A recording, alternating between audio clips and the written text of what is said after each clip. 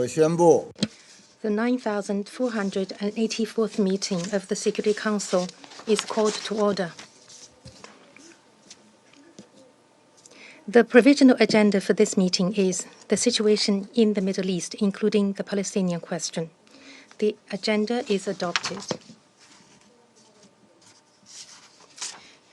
In accordance with Rule 37 of the Council's Provisional Rules of Procedure, I invite the representative of Israel to participate in this meeting. It is so decided.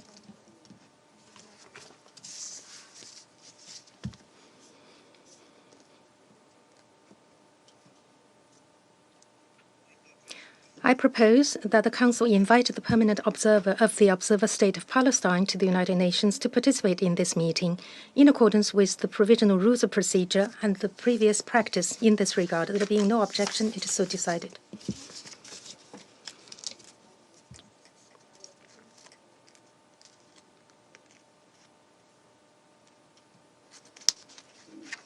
In accordance with Rule 39 of the Council's Provisional Rules of Procedure, I invite the following briefers to participate in this meeting. They are Ms. Sima Sami Bahous, Executive Director, UN Women, Ms. Catherine Russell, Executive Director, United Nations Children's Fund, and Ms. Natalia Kanem, Executive Director, United Nations Population Fund. It is so decided.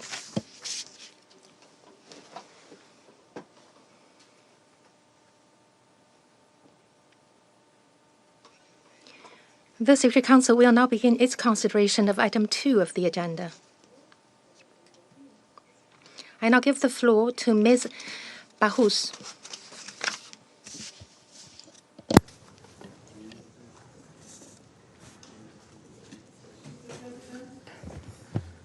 Allow me to thank you, Ambassador Zhang Jun, for your remarkable efforts during China's presidency to maintain focus on the situation in Gaza.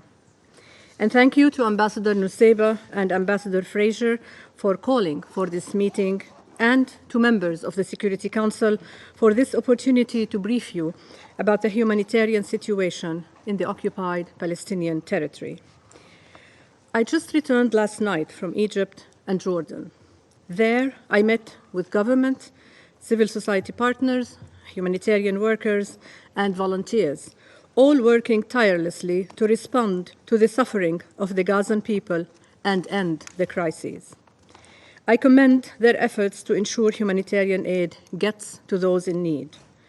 I welcome the news that 50 hostages, all women and children, will be released in return for the release of 150 Palestinian women and children, and a much-needed humanitarian pause. I thank the governments of Egypt, Qatar, and the United States for facilitating this agreement. I hope that this is the beginning of a permanent truce and lasting relief for the people of Gaza and all the hostages held by Hamas. Excellencies, we have witnessed 6 rounds of violence in Gaza in the past 15 years. Yet the ferocity and destruction that the Gazan people are being forced to endure under our watch has reached an intensity we have never seen before. I have been consistent in my briefings to you in reminding you that women and girls are paying the highest price of conflicts. Before October 7th, 67% of all civilians killed in the occupied Palestinian territory in the past 15 years were men, and less than 14% were women and girls. Since that date, that percentage has reversed. Not only is the number of civilians killed since October 7th twice that of the last 15 years combined, now 67% of the more than 14,000 people killed in Gaza are estimated to be women and children. Excellencies, that is 2 mothers killed every hour and 7 women every 2 hours. We mourn them all. We also mourn the more than 100 UN colleagues who have died in just a month of this crisis. They served the mandate of our United Nations and the principles we have sworn to uphold, and they paid the ultimate price for it. Despite their knowledge of the dangers they faced, they did what they believed in until their final breath. whether in schools, in hospitals, or wherever they were needed. We carry their memories with us throughout this crisis and beyond. Excellencies, it has been 47 days since the October 7th attack on Israel, where 1,200 people, many of them women and children, were killed. Each day that passes marks another 24 hours of unspeakable fear and uncertainty for the hostages, including the women and girls held by Hamas. I continue to call for their immediate and unconditional release. It has been 47 days since the more than 2 million Palestinians in Gaza have spent every moment fearing for their lives, mourning their dead, and living under conditions that would break every single one of us. Thousands of women in Gaza have lost their homes, 45% of all housing units destroyed or damaged. Thousands more are injured, unable to find any medical support from a totally shattered health system. 180 women are delivering babies every day without water, without painkillers, without anesthesia for C-sections, without electricity for incubators, and without medical supplies. Yet, they continue to care for their children, for the sick, for the elderly, mixing baby formula with contaminated water when they find it, going without food so that their children can live another day, enduring multiple risks in severely overcrowded shelters. They have been robbed of their livelihoods, of their security, and of their dignity. Women in Gaza have told us that they pray for peace, but that if peace does not come, they pray for a quick death in their sleep with their children in their arms. It should shame us all that any mother anywhere has such a prayer. Excellencies, before the current escalation, there were 650,000 women and girls in dire need of humanitarian assistance in Gaza. Now that estimate has gone up to 1.1 million, including the nearly 800,000 women internally displaced. And while the situation of women and girls in Gaza rightly preoccupies us because of its immediacy and the overwhelming imperative to act, we are seeing an escalation in the West Bank, where demolitions of public infrastructure, revocation of work permits, increased settler violence, and detentions have significantly impacted the lives and livelihoods of women. Excellencies, I am alarmed by disturbing reports of gender-based and sexual violence. I reiterate my call from when I last spoke in these chambers in October, that every act of violence against women and girls, including sexual violence, is unequivocally condemned and must be fully investigated with the utmost priority. I am reassured that SRSG Patton has activated the UN Action Network that she chairs to proactively share UN-sourced and verified information on incidents, patterns, and trends of conflict-related sexual violence to aid all investigations. I am confident that there will be ultimately a reckoning for all violations of international humanitarian law and international human rights law in this conflict. The work of the Commission of Inquiry on the Occupied Palestinian Territory, including East Jerusalem and Israel, is crucial. Excellencies, Gaza's only 2 women's shelters are now closed. Women-led organizations continue to operate in Gaza, though under severe constraints. Where they function, they are using their networks to source and distribute emergency items and to document and respond to protection concerns. I salute their courage and reiterate the need to ensure they have whatever they need to continue their crucial work. UN Women's Response Plan for Gaza, working with partners including the World Food Programme, will, in its initial phase, cover food and cash assistance to around 14,000 women-headed households, 1/3 of all women-headed households in Gaza. We will support and work urgently with the Egyptian Red Crescent and the Jordanian Hashemite Charity Organization to advance the distribution of items identified by women in Gaza as priority needs. I commend the many female staff and volunteers of the Egyptian Red Crescent for their exceptional service in these challenging circumstances. And I welcome the establishment of a new Jordanian field hospital in Khan Yunis, notably including female medical staff, such as doctors and nurses, for the first time. This is a significant milestone. Excellencies, we are providing flexible financial support to women's organizations across the occupied Palestinian territory. The Women's Peace and Humanitarian Fund, which has launched a new appeal to mobilize an additional $10 million, and we will support women's leadership in the political space. As always, we will continue to work with our sister entities and through the broader IASC membership to ensure that humanitarian response serves women and girls to the fullest. I thank our development partners for their support to us in implementing the plan, but much more funding is needed. I encourage all donors to increase their allocations, including to UNRWA, who remains the only lifeline for thousands of Palestinians. Excellencies, UN Women has met with and heard from Israeli women who share with us that they and civil society organizations are working to document gender-based atrocities, and they shared their hope for peace with women, both Israeli and Palestinian, at the table. Excellencies, during my mission, I heard unequivocal calls, time and again, that we need an immediate and unconditional ceasefire. I also heard calls from partners across the region that forced displacement or transfer of Palestinians from their land is a red line, that we must ensure the protection of civilians, and that we must facilitate unhindered access to aid. I heard calls for an end to occupation and for concerted progress towards a peaceful two-state solution. I suspect I am not unique in finding this one of the lowest moments for the international community and for peace and security that I can recall. But it is precisely at moments such as this that multilateralism is at its most important. This institution and others of the United Nations are where we come together to find peace. Our track record is varied. International justice mechanisms are actively resisted. The growing pushback against women and girls and their rights is gaining momentum. The UN Charter and our global norms are flagrantly ignored.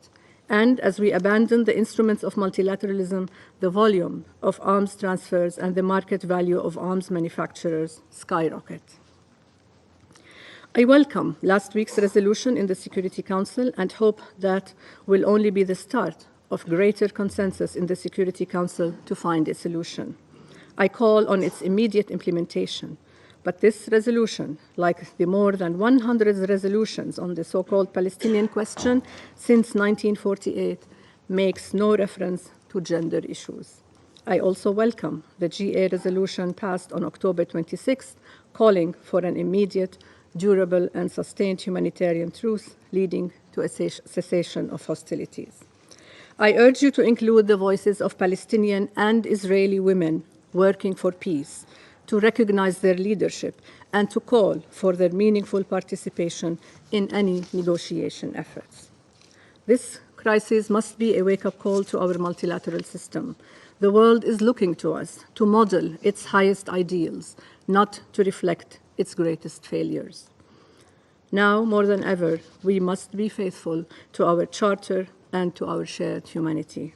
Now, more than ever, we must reject those who seek to sow hatred and division. Now, more than ever, we must seek peace, and in doing so, recall that women remain the largest and most reliable constituency to that end. And now, more than ever, we must uphold principles of justice and accountability for crimes committed, to stop those that are ongoing and to deter those yet to occur. I call for this truce to be extended to a ceasefire and for the remaining hostages to be released unconditionally. I call for an immediate end to the current siege, beginning with ensuring access to water. Excellencies, let me end with a sentiment that we hear from women in Gaza. They note that the international community spends significant time reiterating numbers of people killed, numbers of children under rubble, numbers of houses destroyed. Yet the women in Gaza feel completely abandoned. They hear that more humanitarian relief is coming, but can see that the trickle of aid does not meet the ocean of need. More than anything, they tell us they want the violence to stop, and to stop now. For the sake of women and girls, I leave you with a call for a return to a genuine and purposeful commitment towards a just peace. And I thank you. I thank Ms. Bahous for her briefing. I now give the floor to Ms. Catherine Russell.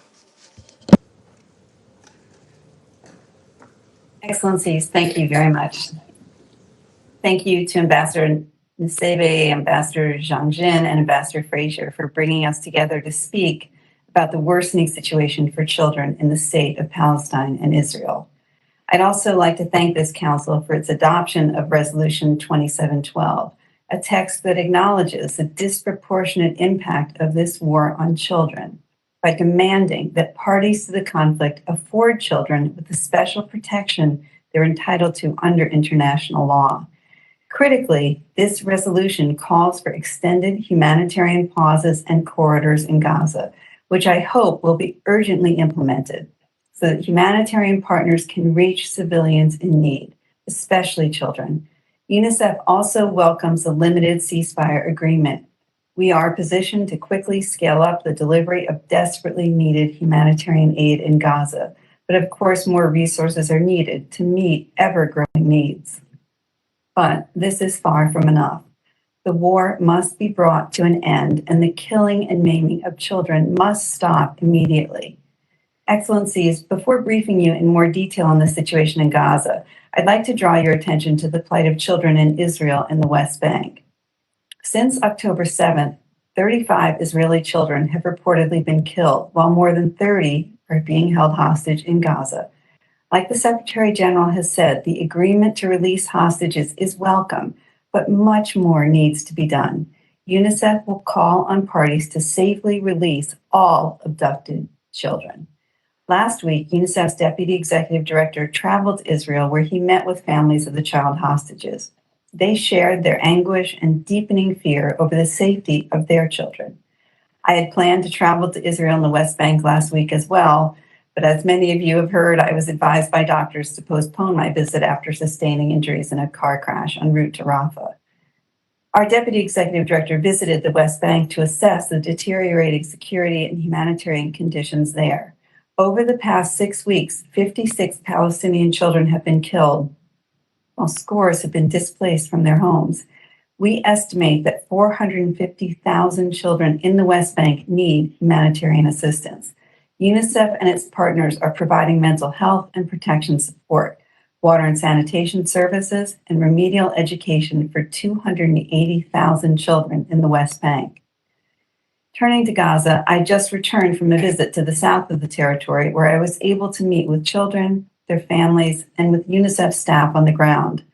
I am haunted by what I saw and heard. When I visited the Nasser Hospital in Khan Yunis, it was teeming with people. In addition to the patients and the medical staff, the hospital is sheltering thousands of internally displaced people. They're sleeping on blankets along corridors and in the hospital's common areas. While I was there, I spoke with a 16-year-old girl lying in her hospital bed. She was badly injured when her neighborhood was bombed, and the doctors told her she will never walk again. In the hospital's neonatal ward, I saw tiny babies clinging to life in incubators as doctors worried about how they could keep the machines running without fuel. During my time in Khan Yunis, I also spoke with a UNICEF staff member who, despite losing 17 members of her own extended family, is working heroically to provide children and families in Gaza with access to safe water and sanitation. As a mother of 4, she is one of countless parents in Gaza in constant fear for her family. Given the terrible toll this war has exacted on Gaza's children, their fear is well-founded. More than 5,300 Palestinian children have been reportedly killed in just 46 days. It's over 115 a day, every day, for weeks and weeks. Based on these figures, children account for 40% of the deaths in Gaza. This is unprecedented. In other words, today, the Gaza Strip is the most dangerous place in the world to be a child. We are also receiving reports that more than 1,200 children remain under the rubble of bombed-out buildings or are otherwise unaccounted for. Of note, the number of deaths in the present crisis has far surpassed the total number of deaths during previous escalations. For comparison, a total of 1,653 children were verified as killed in 17 years of monitoring and reporting of grave violations between 2005 and 2022. Children who manage to survive the war are likely to see their lives irrevocably altered through repeated exposure to traumatic events. The violence and upheaval around them can induce toxic stress that interferes with their physical and cognitive development. Even before this latest escalation, more than 540,000 children in Gaza, half of its entire child population, were identified as needing mental health and psychosocial support. Today, over 1.7 million people in Gaza, half of whom are children, are displaced. We are particularly concerned by reports of increasing numbers of displaced children who have been separated from their families along evacuation corridors to the south, or who are otherwise arriving unaccompanied to hospitals for medical care. These children are especially vulnerable, and they urgently need to be identified, provided with temporary care, and given access to family tracing and reunification services. In addition to bombs, rockets, and gunfire, Gaza's children are at extreme risk from catastrophic living conditions. 1 million children, or really all the children inside the territory, are now food insecure, facing what could soon become a catastrophic nutrition crisis. We project that over the next few months, child wasting, the most life-threatening form of malnutrition in children, could increase by nearly 30% in Gaza. Meanwhile, water production capacity has plummeted to just 5% of its normal output, with families and children relying on 3 liters or less of water per person per day for drinking, cooking, and hygiene. At the same time, water pumping, desalination, and wastewater treatment have all ceased to function because of the lack of fuel, and sanitation services have collapsed. These conditions are leading to disease outbreaks which could be life-threatening for vulnerable groups like newborns, children, and women, especially those who are malnourished. We are seeing cases of diarrheal and respiratory infections in children under 5. We anticipate that the situation could worsen as the colder weather starts to set in. The public health risks in Gaza are compounded by the virtual shutdown of the healthcare system. More than 2/3 of hospitals are no longer functioning because of the lack of fuel and water, or because they sustained catastrophic damage in attacks.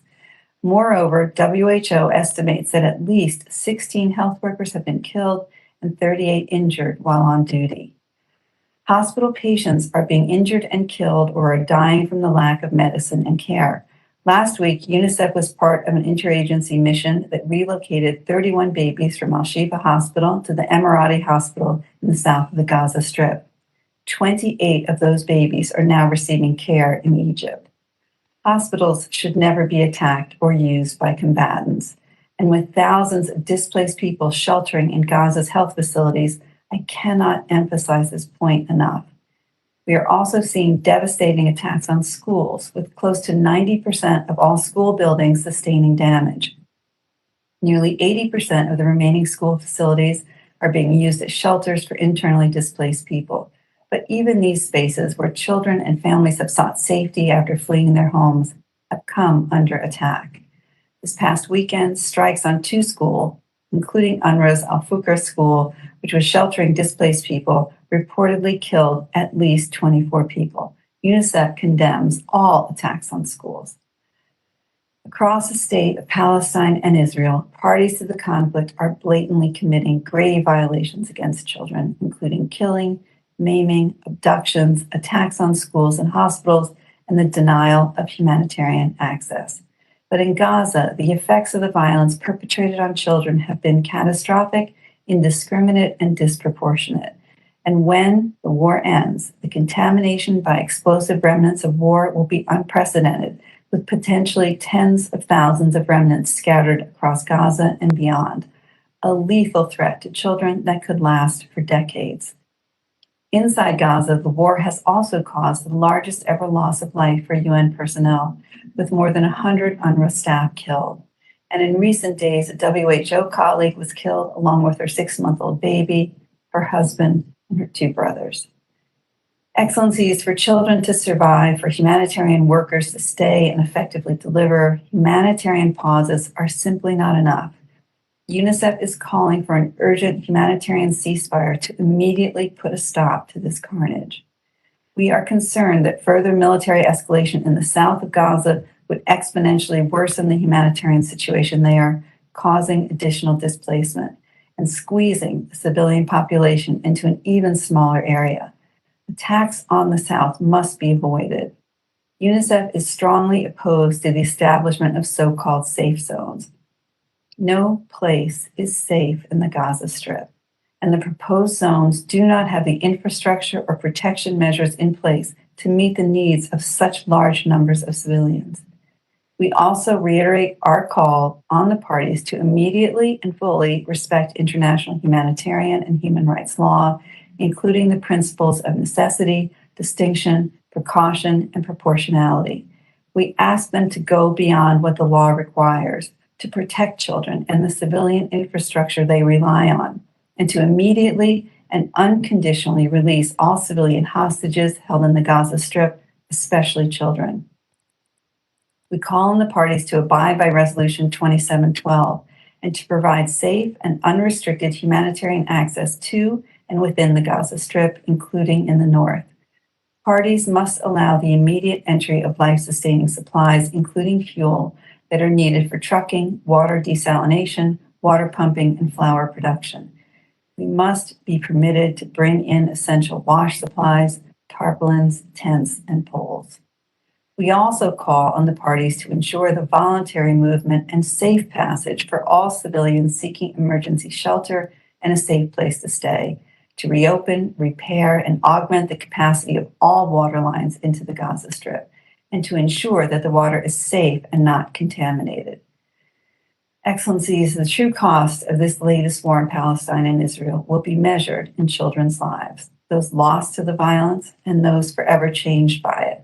Without an end to the fighting and full humanitarian access, the cost will continue to grow exponentially.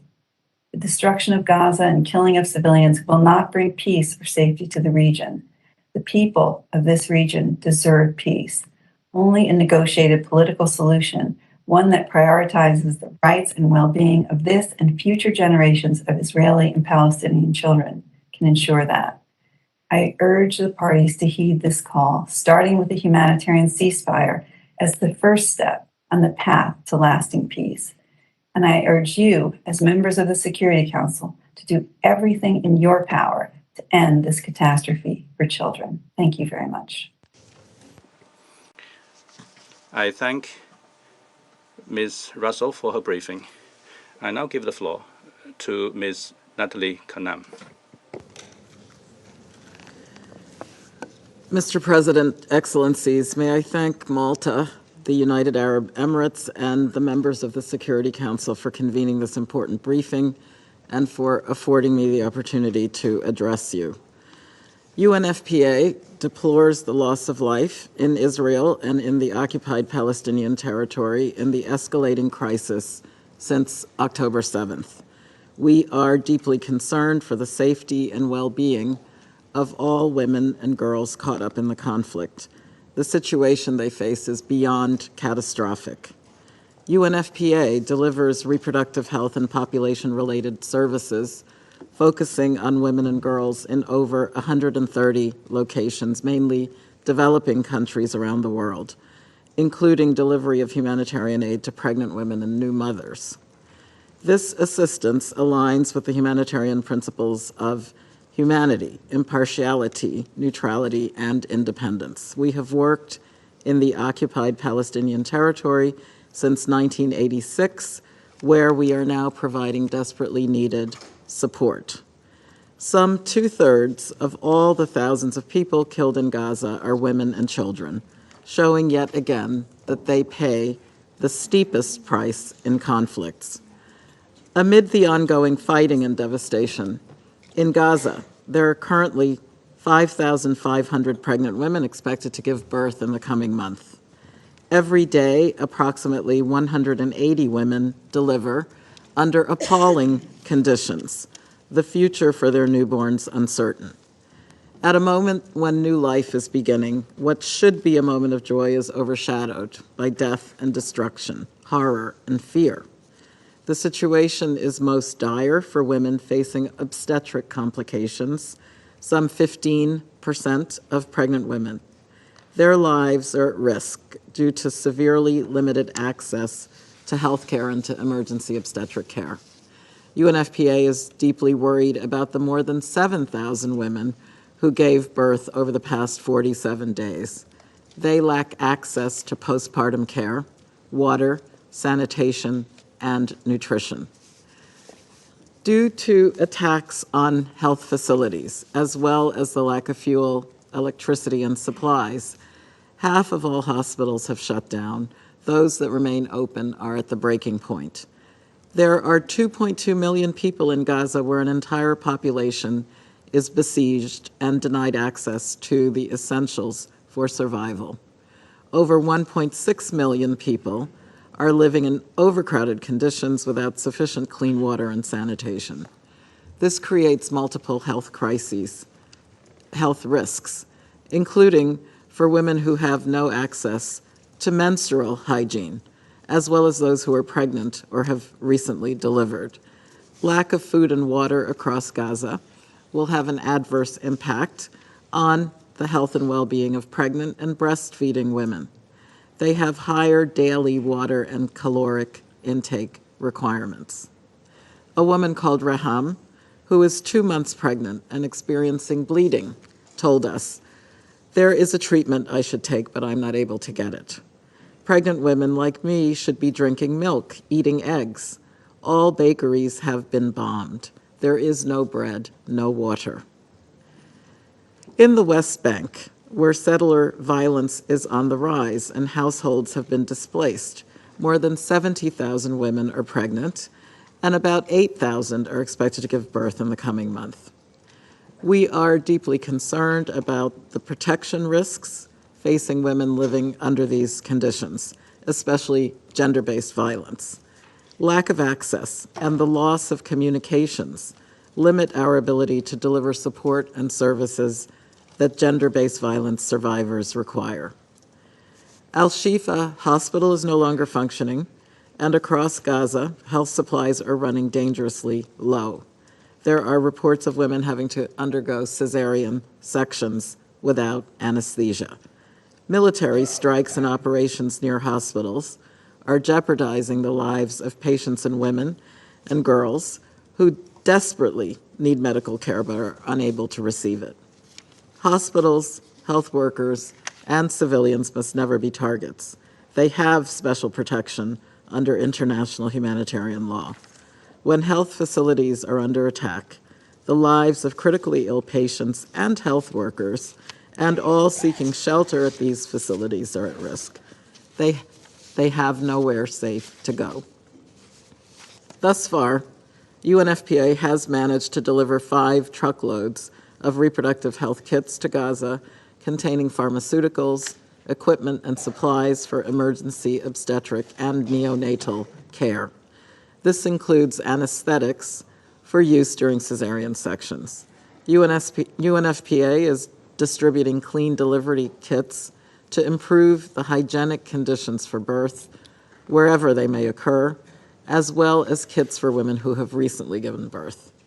UNFPA also provides cash transfers to pregnant and breastfeeding women, breast cancer patients, and survivors of gender-based violence. UNFPA perseveres in providing life-saving services, yet the assistance delivered in Gaza to date is nowhere near enough to meet the tremendous needs of women and girls. Operational constraints and the fact that our own staff and Most partners are directly affected by the conflict themselves, severely impinges on our ability to deliver essential services. Our colleagues recount the impact of this daily trauma on their own families. One said that during her fourth evacuation, we were running without purpose, unsure where to find shelter and refuge. The sounds of bombing filled the air and dust enveloped us. In Israel, civilians are experiencing profound pain as they mourn the killing of 1,200 people in the brutal attacks of October 7th, which we once again condemn, while once again calling for the immediate and unconditional release of all hostages held by Hamas. We join the Secretary General in welcoming the announcement of the recent deal regarding the release of some of the hostages, including women and children. Mr. President, UNFPA welcomes Security Council Resolution 2712 of the 15th of November, noting it calls for urgent and extended humanitarian pauses and corridors throughout Gaza to save and protect civilian lives. UNFPA has continued to call for an immediate ceasefire. In this regard, the announcement of a 4-day humanitarian pause is a welcome development, which must be used to allow for additional aid to reach those in desperate need. Indeed, more aid is urgently needed in Gaza to save lives and to stem the torrent of human suffering. Unimpeded access of humanitarian workers and of supplies, including sexual and reproductive health services, is a matter of life and death for women and girls. In line with the Emergency Relief Coordinator's 10-point plan, the continuous and sufficient flow of humanitarian assistance to all those in need, wherever they are, is essential. This is especially true for women and children. Civilians and the infrastructure they rely on, including hospitals, shelters, and schools, must be protected. We call for the protection of humanitarian workers in Gaza who risk their lives in the service of others as we mourn the loss of over 100 UNRWA colleagues and scores of aid workers killed in the conflict. UNFPA reiterates the Secretary General's call for international humanitarian law and international humanitarian rights law to be upheld by all parties, and for the immediate and unconditional release of all hostages, who include women and girls. On this International Day for the Elimination of Violence Against Women, which begins 16 days to orange the world against gender-based violence, UNFPA denounces, in the strongest possible terms, all acts of violence against women and girls, including sexual violence, whenever and wherever they occur. Mr. President, distinguished members of the Security Council, the violence must end. The fate of humanity does not belong in the hands of those wielding weapons. It rests with women and young people and allies standing together, waging peace. In this urgent test of humanity, women and girls desperately need peace to prevail. I call upon the Security Council to do everything in your power to make that peace happen.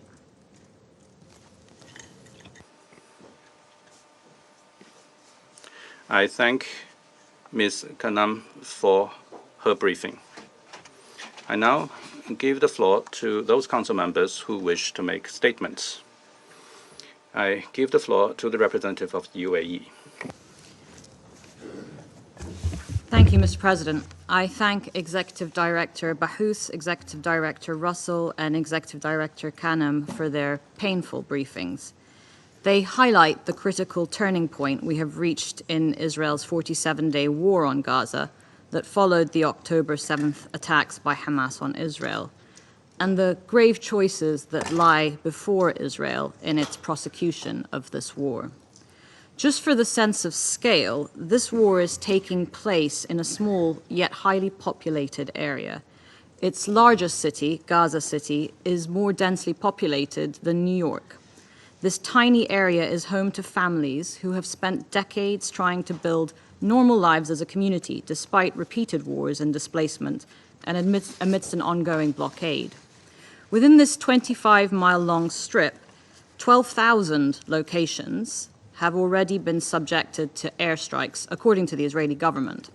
This includes strikes on sites shielded by the laws of war, such as schools, hospitals, and refugee camps. History shows that women and children are disproportionately impacted by conflict, and Gaza is no exception. In the past 47 days, children have become orphans, mothers have become childless, intergenerational families have been wiped out altogether by the largest indiscriminate aerial bombardment we have witnessed in the recent history of warfare.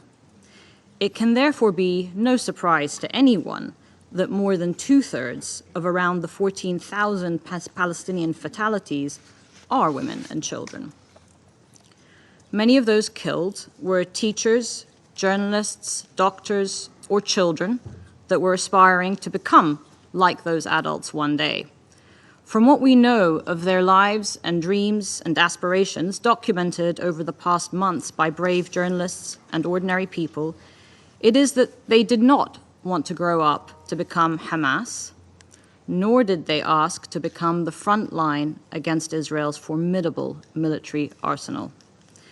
In Israel, too, parents have grieved the unfathomable trauma of children taken hostage by Hamas into the Gaza Strip. The October 7th attack on Israel also brought horrific reports to the world of the killing of innocent civilians and the torture and the sexual violence against women, and they were rightly condemned and must be investigated with perpetrators held accountable. Trauma has unleashed trauma in its response, and we are witnessing grief and horror of immense proportions, as well as the normalization of hate speech, dehumanization of the other across social media and in the real world. There's also an alarming rise in both anti-Semitism and Islamophobia unleashed as a result across the globe. So this conflict is not compartmentalized and contained in the Gaza Strip, and it threatens to unleash forces that destabilize all of us. And that is why our efforts must scale up to defeat this rising tide of hatred. We therefore welcome the announcement today of the agreed release of 50 women and children hostages held by Hamas in Gaza, and Palestinian women and children detained in Israel, as well as some additional aid to enter Gaza.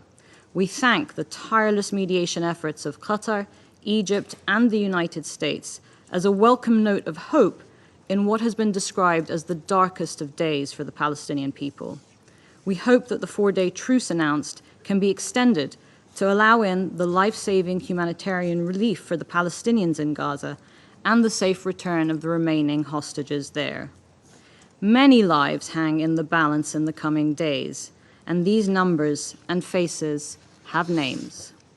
The truce did not come in time to save countless lives, like that of Dima Al-Hajj, a WHO staff member who worked at the Limb Reconstruction Center in Gaza. She was killed yesterday with her 6-month-old baby, her husband, and other family members. Dima and her baby should still be alive today, like all other women and children whose lives were cut short by this war. We offer our condolences yet again to the UN, who have lost an unprecedented number of over 100 colleagues in this war. The very high number of women, and particularly children, killed by this relentless bombardment is a strong indicator that international humanitarian law is being violated and its fundamental principles of distinction and proportionality are not being respected. There have been many debates about this in the media, but the numbers speak for themselves, as do the indiscriminate bombing targets. This must stop immediately. There can be no justification for attacks that imperil large groups of civilians, especially women and children. The laws of war, especially for the protection of civilians, are not optional or reciprocal, and they apply to all, including Hamas, and must be abided by. Mr. President, in the West Bank too, Israel's growing restrictions on Palestinians' freedom of movement is limiting women's ability to provide for their families, prevents access to critical services, including medical care, and is interrupting children's access to education. The numbers of Palestinians killed there since this latest round of the conflict in Gaza by extremist settlers, including 53 children, is another indicator that extreme ideologies are being mainstreamed today. This includes some Israeli government statements calling for the forced transfer of the Palestinian population. This must stop. Misinformation can lead to grave miscalculation, and all government leaders are accountable for that. Let me emphasize that what is at stake is not only the now, women's and children's lives, their well-being and their dignity, it is also their future. Women's full, equal and meaningful participation in negotiating and working towards the two-state solution will be critical to secure a lasting and sustainable peace for Israelis and Palestinians. We are watching those peacemakers lose their lives by the thousands. Mr. President, ultimately, as UN officials have said, only a ceasefire will prevent further violence and suffering. But in the meantime, we call for the full and urgent implementation of Resolution 2712, adopted just last week, and we recall the Council's request for the Secretary-General to give this Council the options to effectively monitor the implementation of this resolution as a matter of urgency. We reiterate the need for safe, sustained, and at-scale humanitarian access throughout the entire Gaza Strip, and we encourage all efforts to that end. And this must not be linked to hostage negotiations. We unequivocally reject that premise. This, in addition to other diplomatic efforts, will help alleviate the desperate plight of women and children who were the priority of Council deliberations last week. If there is one crisis in which this Council should deploy every tool at its disposal today, this is it. I would like to urge my colleagues to be creative and to break out of the paralysis of a status quo approach. Prioritizing efforts to stop the violence and working towards the long-term resolution of this conflict is the only rational strategy to ensure security and stability for both Palestinians and Israelis. And Palestinian and Israeli women and children deserve that political horizon. We are seeing slip away any chance for a peaceful future as we watch this war unfold. But we do not have to take that path, and clear choices lie ahead for Israel and for Hamas. We have all felt anger, we've all felt despair, we've all felt helplessness as we have stared into the abyss of Gaza's grief. But we must not act without the courage and the resilience that those innocents have shown us and taught us these past weeks. And we should all feel angry if we fail them again today. Thank you. I thank the representative of the UAE. I give the floor to Malta. Thank you, President, and I thank the executive directors of UN Women, UNICEF and UNFPA for their important briefings today. Malta and the United Arab Emirates called for this meeting as we are deeply concerned about the disproportionate impact this conflict is having on women and children. It is harrowing to learn that around 68% of casualties since 7th October are women and children, with many still believed to be caught under the rubble. Since that day, Malta has spared no opportunity to condemn the atrocious terror attacks by Hamas. They have left hundreds, including innocent men, women and children, brutally tortured and murdered. We reiterate our solidarity to the victims and their families. Malta deplores the kidnapping, torture and killing of hostages, which include babies, young children, men and women. Hamas must release all hostages safely and unconditionally. We welcome the truce deal for the release of several hostages and a 4-day pause in the fighting. We commend the mediation efforts of all parties involved, the US, Qatar and Egypt, towards this very important step. We also remain deeply concerned by reports where civilians and civilian structures, including hospitals and schools, may have been used as human shields. Furthermore, the indiscriminate rocket fire attacks on Israeli civilians must not go unnoticed. Israeli men, women and children are also suffering from internal displacement as well as emotional and psychological trauma. Likewise, while acknowledging that Israel has the right to defend itself within the parameters of international law, we call on Israel to stop attacks on Palestinian civilians. it is clear to all that the humanitarian situation in Gaza is catastrophic. Civilian lives, including women and children, must be safeguarded.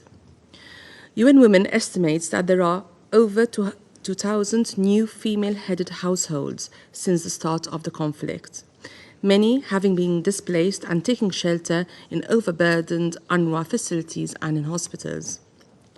Standard necessities for survival, such as food, water, and medicine, continue to be scarce and are disproportionately affecting children's health and women as primary caregivers. Coupled with this is a lack of access to hygiene supplies, adequate privacy, and increasing gender-based violence and community tensions, all due to overcrowding in shelters. Such conditions also have an acute effect on the thousands of pregnant women who suffer from heightened vulnerabilities and require specific needs and care.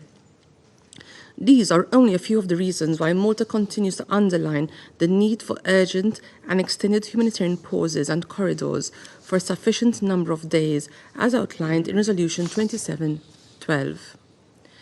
Even amid this unbearable situation, women in Gaza are among the first responders. Support for women's civil society organizations must be given urgent priority. Women human rights defenders and activists, including journalists, must be protected. We also must strive to include gender-related issues and perspectives into this Council's consideration of this agenda item. President, children continue to disproportionately bear the burden of escalation in this conflict. The killing and maiming of children, attacks on schools and hospitals, abductions, and denial of humanitarian access are grave violations against children and violations of international law. We are also deeply distressed about the death of premature babies at Al-Shifa. While the evacuation of babies in critical condition into Sinai is a welcome development under current circumstances, we must not ignore the fact that their lives and well-being were and still are in grave and imminent danger. In this regard, we express our heartfelt gratitude to all countries which assisted or facilitated these efforts. The adoption of Security Council Resolution 2712 last week clearly called for a number of provisions which aim to offer a respite to family and children, some suffering through this conflict. Furthermore, attacks on schools threaten children's right to education, which will have negative long-term consequences. Malta deplores last weekend's attack on UNRWA schools that killed at least 24 people. We are also deeply concerned by the situation in the West Bank and East Jerusalem. Military incursions, settler violence, demolitions, and forced transfer of Palestinians risk the opening of a third front, a real possibility. Incidents on different checkpoints in Jerusalem are also on the increase. Hence, we call for restraint. President, this untenable situation needs to end. When it does, we need to be well prepared to prevent a reversion to the status quo in Gaza and the occupied Palestinian territory. Such a change in the political trajectory towards reconciliation and peace must also include women as legitimate stakeholders and effective peace builders. To this end, Malta underscores its commitment to a lasting and sustainable peace in the Middle East, based on a two-state solution in line with relevant Security Council resolutions and internationally agreed parameters. I thank you.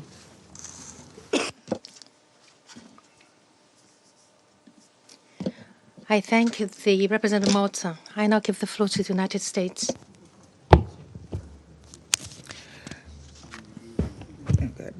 Thank you, Executive Director Bahous, Executive Director Russell, and Executive Director Kanem for your briefings. We appreciate all you're doing to alleviate the suffering of all women and children around the world.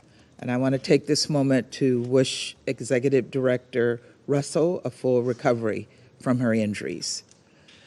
At the top, I want to say that it is also critical that the Council hear from academic and civil society briefers who can speak to the plight of women and girls living under this conflict. And on this point, I'm disappointed that our request to have Dr. Ruth Haparin-Kadari brief this Council was not accommodated. Dr. Haparin-Kadari served on the Committee on the Elimination of Violence Against Women for 12 years and has dedicated her life to the cause of ending violence against women. She should have been able to brief the Council today. Colleagues, last night we got welcome news, a deal which President Biden and the United States helped broker in partnership with Egypt and Qatar. The deal was reached to secure the release of at least 50 hostages, including Americans, taken by Hamas during its brutal terrorist assault against Israel. And over the coming weeks, we will work to reunite all hostages with their families, every single one. We also appreciate the commitment that Prime Minister Netanyahu and his government have made to support an extended pause to ensure this deal can be fully carried out, to ensure the provisions of additional humanitarian assistance to help alleviate the suffering of innocent Palestinian families in Gaza, and to allow time for Palestinian civilians to move to safer locations. Now, all aspects of this deal must be fully implemented, and we must encourage all Council members to support these aims. Colleagues, while this is real cause for hope, it does not undo the devastating toll this conflict has had on women and children, and on all innocent civilians in Israel, in Gaza, and the West Bank. Lives cut short, tragically, debilitating injuries, emotional scars that for many, including those taken hostage, will never fade. This is the dark reality of conflict that Hamas set in motion. It has been less than 2 months since Hamas carried out its barbaric terrorist attack against Israel. But many members of this Council seem to have forgotten or attempted to erase the horrors of that day. And many still cannot bring themselves to unequivocally condemn Hamas's acts of terror. So I feel an obligation to speak on these horrors, lest we forget. It is outrageous, and it is an insult to the victims of Hamas's brutal attack. The children who were executed in front of their parents, the families who were burned alive, the young people who were gunned down with glee. We have also seen horrifying footage that points to Hamas's rape and sexual assault of innocent civilians. Where is the universal condemnation, and where is the outrage? Colleagues, this moment is a test of our capacity to empathize with the suffering of all. We must continue to hold space in our hearts for the victims of the October 7th attack, for those in Israel whose homes are targets of Hamas's riots, for the hostages in Gaza who were pried from their families. But let's be clear, we must also have the same compassion for the innocent Palestinian civilians who've been killed and injured during this conflict. The innocent civilians, mostly children, under the rubble, and for the people in Gaza who are in dire need of humanitarian assistance, water, food, shelter, and other essentials. For the young girls who are no longer able to attend school, and the elderly who have fallen ill from a lack of adequate nutrition, and for those with disabilities who are unable to move. Colleagues, we must scale up our humanitarian assistance to Gaza. And you know that the United States continues to work with the United Nations and partners in the region to do just that. We're pleased to see the first deliveries of much needed fuel following a commitment by Israel. This will help keep vital communications networks running and help UNRWA deliver humanitarian aid. But much more aid, including fuel, is needed urgently.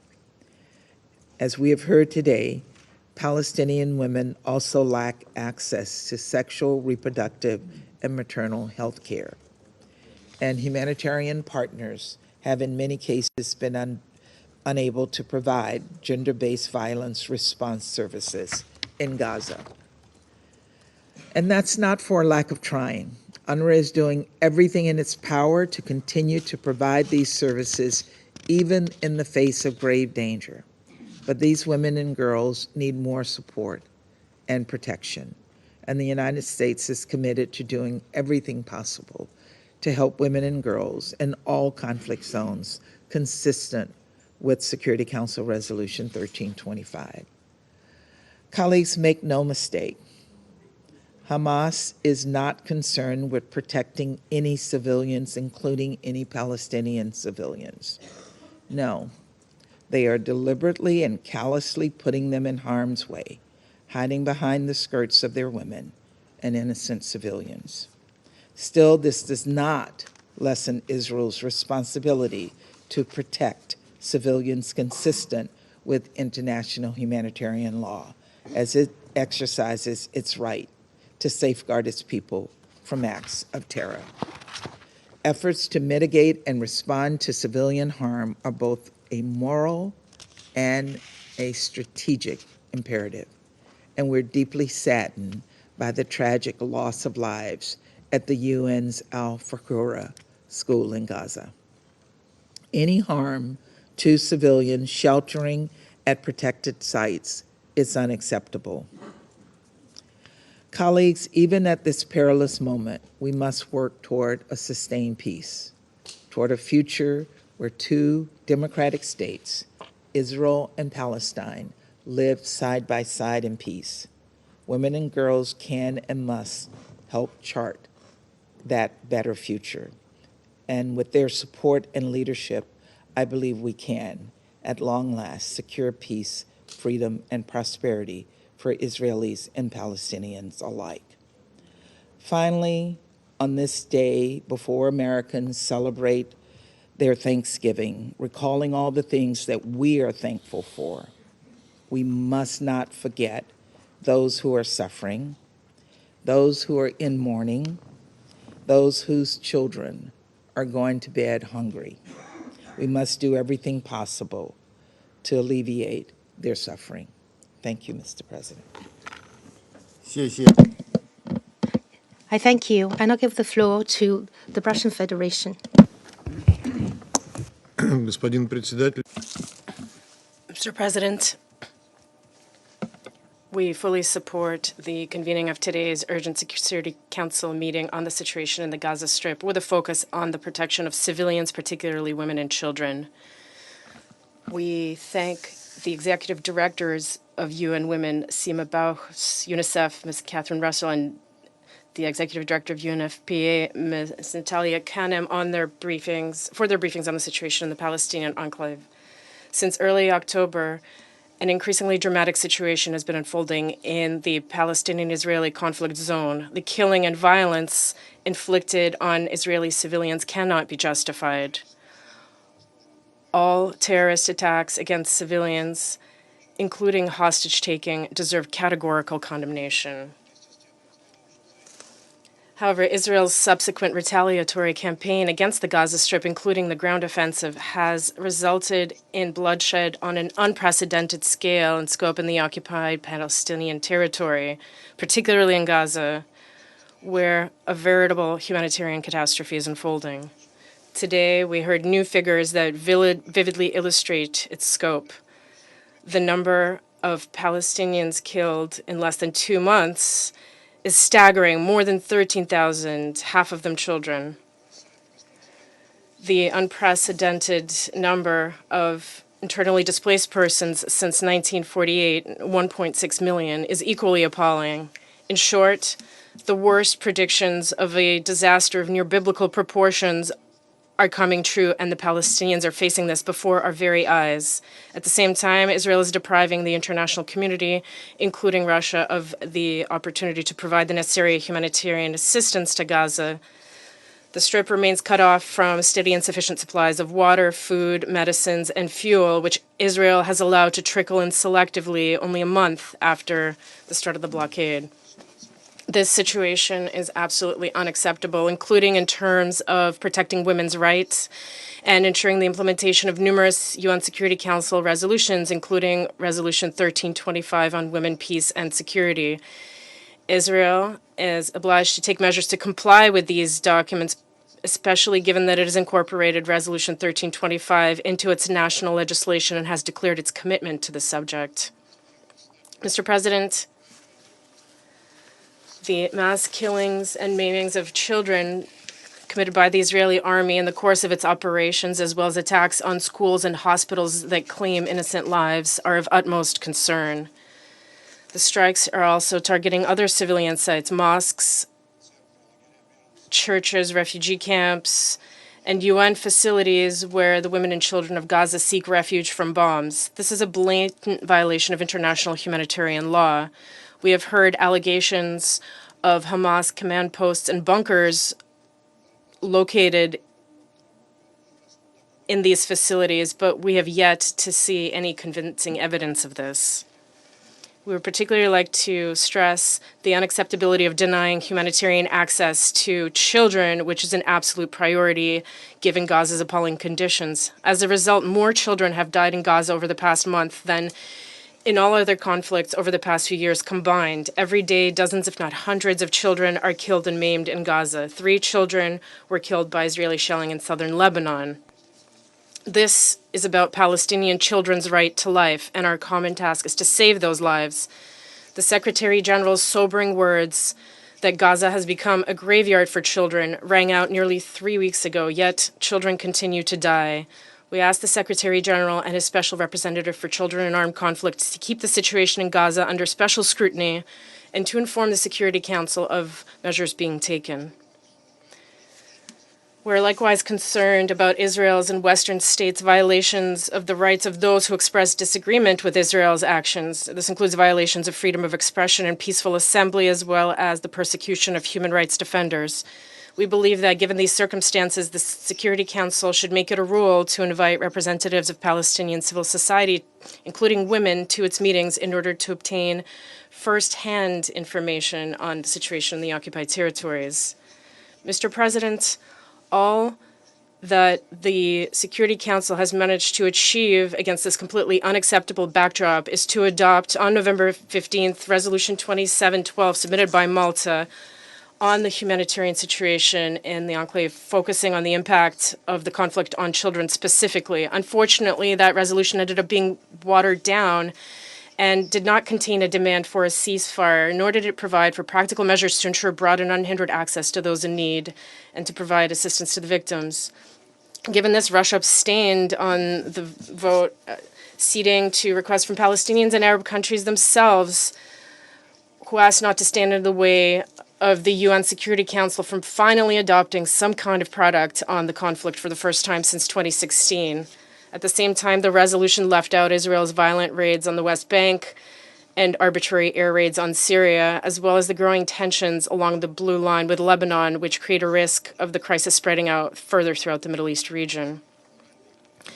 The absolute moral and humanitarian imperative to end hostilities was reduced to a vague and undirected call for some kind of pauses, which are not backed by Israel's relevant obligations under international humanitarian law, nor by some kind of monitoring or implementation mechanisms. At the same time, there is no doubt that no humanitarian pause can change this unacceptable situation. An immediate ceasefire in the conflict zone is necessary. Only this will make it possible to avoid new casualties and to ensure that necessary humanitarian assistance is provided to those in need, particularly children.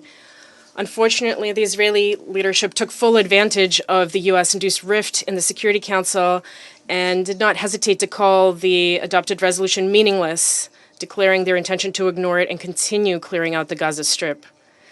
Colleagues, the question is in the air about how long the Security Council will put up with such a stance vis-a-vis its own decision, which runs counter to Article 25 of the UN Charter. Under no circumstances can we allow Resolution 2712 to remain on paper only. Now that we have adopted it, it is important that the UN Secretary General provide the Security Council with the proposals requested from him by the resolution, in particular regarding its monitoring mechanism. Immediately following the adoption of Resolution 2712,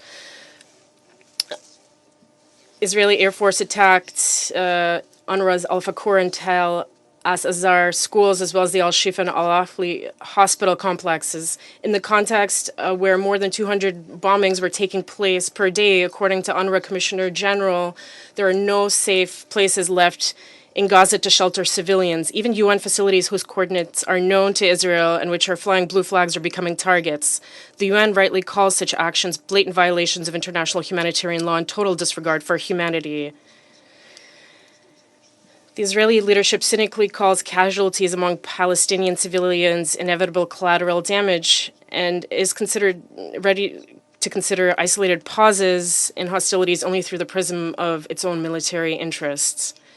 Yesterday, we learned about an agreement reached between Israel and Hamas on a 4-day pause and an exchange of some of the prisoners and hostages held by Hamas for Palestinian women and children held in Israeli jails. One must be clear that these important agreements, whose implementation will dictate the fates of thousands of people, was possible not following Resolution 2712, but rather thanks to the effective mediation efforts of Qatar and Egypt in their contacts with Hamas leadership. We hope that this agreement will be strictly enforced by all parties and will contribute to the development of further contacts in the interest of addressing acute humanitarian issues. We also hope that it will be an important step towards a general de-escalation of the situation.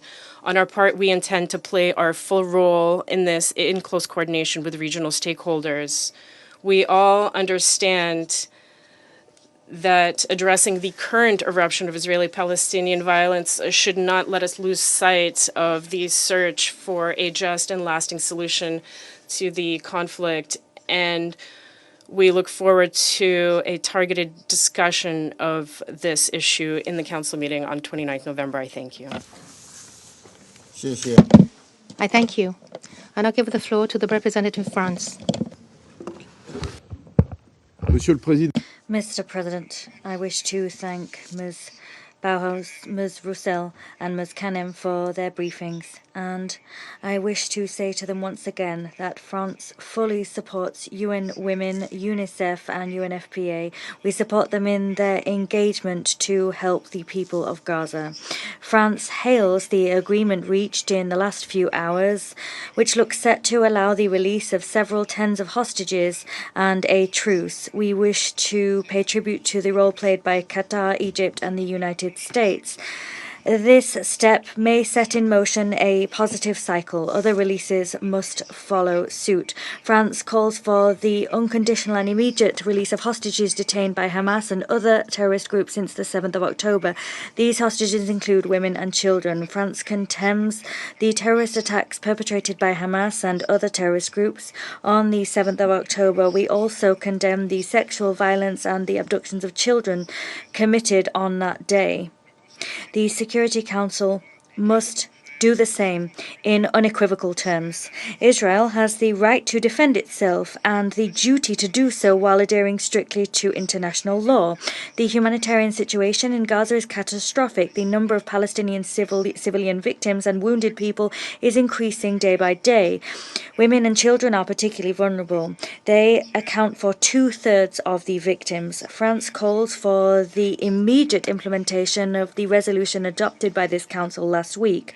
We will scrutinize very carefully indeed proposals which will be made by the United Nations to ensure the monitoring of its implementation. In the interim, unimpeded, sustained humanitarian access to the Gaza Strip must be assured as a matter of urgency. All crosspoints must be opened. The number of convoys must be commensurate with need which is colossal. France has contributed actively to the humanitarian effort. We've already deployed more than 100 tons of humanitarian cargo, and since the 7th of October, we've contributed 100 million euros. We will continue our efforts in the days to come by providing further food and medical aid. The conference, which was held held in Paris on the 9th of November under the aegis of President Macron allowed the mobilizing of more than 1 billion euros of contributions. We must do more. Turning now to wounded or sick children that need urgent care, France is doing everything it can so that they can receive care in France if that proves useful and necessary. Civilian infrastructure and hospitals and humanitarian and healthcare personnel must be protected in accordance with international humanitarian law. France condemns all shelling of civilians and civilian infrastructure. We recall that UNRWA buildings which house civilians that have found shelter there must not be targeted. France once again hails the engagement on the ground of the United Nations, of UNRWA personnel, and of the personnel of UN NGOs and of all humanitarian actors. We also condemn the occupation of civilian infrastructure by Hamas that runs counter to international humanitarian law. Mr. President, the extremely grave nature of the situation in Gaza must not allow us to forget the extent of the violence perpetrated against the Palestinian population in the West Bank. France demands that the Israeli authorities make that violence stop immediately. We are fully committed to avoiding the spillover of this conflict to the rest of the region. The safety of UNIFIL, UNDOF and UNSO blue helmets must be guaranteed. We condemn Houthi fire towards Israel and the diversion by the Houthis of a commercial vessel on the 19th of November. Mr. President, we must restore a tangible horizon and allow the Palestinian people and the Israeli people to live in peace and security. The resumption of a peace process is vital because otherwise the current tragedy will be inexorably followed by other tragedies. This process should lead to a two-state solution with vital guarantees provided to Israel regarding its security and a state for the Palestinian people. This is the only viable solution. With this in mind, France will continue to call for an immediate humanitarian truce which will lead to a ceasefire for which we must all strive. This Council must now speak with one voice on this matter. I thank you. I thank you. I now give the floor to the representative of Switzerland. Merci, Monsieur le Président. Thank you, Mr. President, for organising this meeting, devoted particularly to the situation of women and children in the context of the conflict in the Middle East. We are here today accompanied by a glimmer of hope. As such, Switzerland welcomes the agreement allowing the release of 50 hostages and a humanitarian truce of 4 days.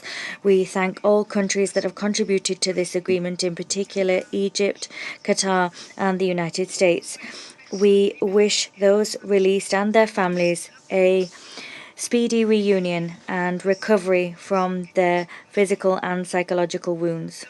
We call for the full implementation of Resolution 2712, adopted a week ago by this Council. That resolution emphasizes the fundamental principles of IHL. This resolution includes the immediate and unconditional release unconditional release of all hostages who are still being held by Hamas and other groups in appalling condition in Gaza, as well as the observance of pauses to allow the rapid, safe and unhindered delivery of humanitarian aid to civilians through all possible crossing points. Allow me also to thank the executive directors of UN Women, UNICEF and the UNFPA, Sima Bauhus, Kathy Russell and Natalia Kanem for their poignant testimonies. We will not forget them anytime soon. We also thank the head of UNICEF for the visit to Gaza last week. I wish to thank all those involved, particularly the World Health Organization, for the rescue last weekend of 31 newborn babies from the Al-Shifa hospital. Switzerland remains gravely concerned by the high number of civilian victims in Israel and throughout the OPT since the acts of terror perpetrated by Hamas on the 7th of October. We strongly condemn those acts. We've heard this morning. 2/3 of the victims are women and children. The director of UN Women said to us, two mothers every hour are killed. That's unacceptable. Given their vulnerability and specific needs, the protection of children is particularly pivotal. At the same time as it recognizes Israel's right to guarantee its defense and security, Switzerland has ceaselessly called upon all parties to protect civilians and to respect international humanitarian law, in particular the principles of distinction, proportionality, and precaution. My country also remains deeply concerned by the catastrophic humanitarian situation and its impact on all civilians. In Gaza, the health situation is deteriorating rapidly, particularly for the 1.7 million displaced people. Once again, many of those people are children. Switzerland has allocated $100 million of emergency aid to the region. We recall that all civilians, the wounded, the sick, humanitarian and medical personnel and civilian infrastructure, including UNRWA schools, are protected by international humanitarian law. All civilians must have access to services essential to their survival, such as drinking water, food, and electricity. The impact of the conflict on women and girls, moreover, deserves our full attention. As we've just heard from the directors of UN Women and the UNFPA, access to medical care is vital, particularly for pregnant women. Moreover, we must at all costs avoid an even more serious escalation or even a regionalization of the conflict. We see worrying signs of that both in the West Bank and in Lebanon. In the West Bank, Switzerland recalls that in the context of operations by the Israeli security forces, the use of force must particularly meet the criterion of proportionality and must respect every individual's right to life and the security of person. We also recall that Israel is bound by international humanitarian law to guarantee to the fullest extent possible the meeting of the basic needs of all people throughout the OPT. Israel must also respect and protect human rights there. Independent inquiries must be conducted into all violations of international law in Israel and throughout the OPT so that perpetrators can be brought to justice. Mr. President, this Council must unite around the bedrock of the two-state solution. That is the only solution able to guarantee peace and stability in the region. We also heard the appeal to bring on board the voices and contributions of Palestinian and Israeli women as called for by the Resolution 1325. We must all contribute to rebuilding without further delay this bedrock of two democratic states, Israel and Palestine, that will live side by side in peace within secure and recognized borders. I thank you. I thank the representative of Switzerland. I give the floor to the representative of Japan. Thank you, Mr. President. I thank the executive directors of UN Women, UNICEF, and UNFPA for their briefings. Japan is deeply concerned with the worsening humanitarian situation in Gaza at an unprecedented level. There are no words to explain this horror. Most of the people in Gaza have now been displaced, desperately searching for food, water, medicine, and shelter. Today, we just heard the dire and inhumane conditions confronting women and their children in Gaza, who are forced to live in such vulnerable situations. Premature babies are dying as critical systems shut down, and women are giving birth in unimaginable conditions. As the Executive Director of UN Women just described, women and children are facing disproportionate impacts of the war. More than 3,000 women have been reportedly killed in Gaza. An estimated 575,000 women and adolescent girls of reproductive age are also facing critical gaps in their access to health services, including sexual and reproductive health services. This has resulted in births without adequate care and premature infant deaths. In this context, Japan would also like to reaffirm the importance of ensuring the protection of medical and humanitarian personnel exclusively engaged in medical duties in accordance with the relevant Security Council resolutions, including Resolution 2286. The children in Gaza, too, are facing extremely challenging conditions. As the Secretary General put it last week, Gaza is becoming a graveyard for children. More than 4,500 children have been reportedly killed and over 6,800 children reportedly injured to date, with over 400 children being killed or injured every single day. Many children are believed to be trapped beneath the rubble of collapsed buildings. Mr. President, it's profoundly distressing to learn that women and children account for nearly 70% of the death toll in Gaza.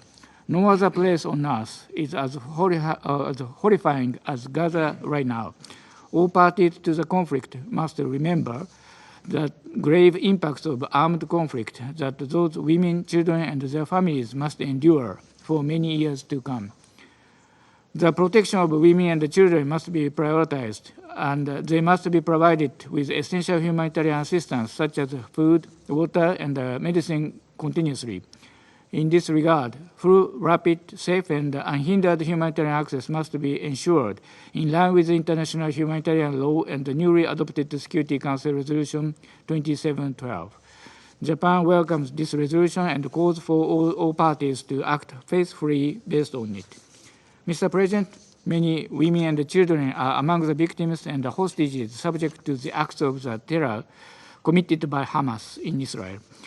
Japan demands the immediate and unconditional release of all remaining hostages. We once again express unequivocal condemnation of the horrifying terror attacks committed by Hamas and other Palestinian militants. At the same time, we call for all parties to act in accordance with international law, including international humanitarian law.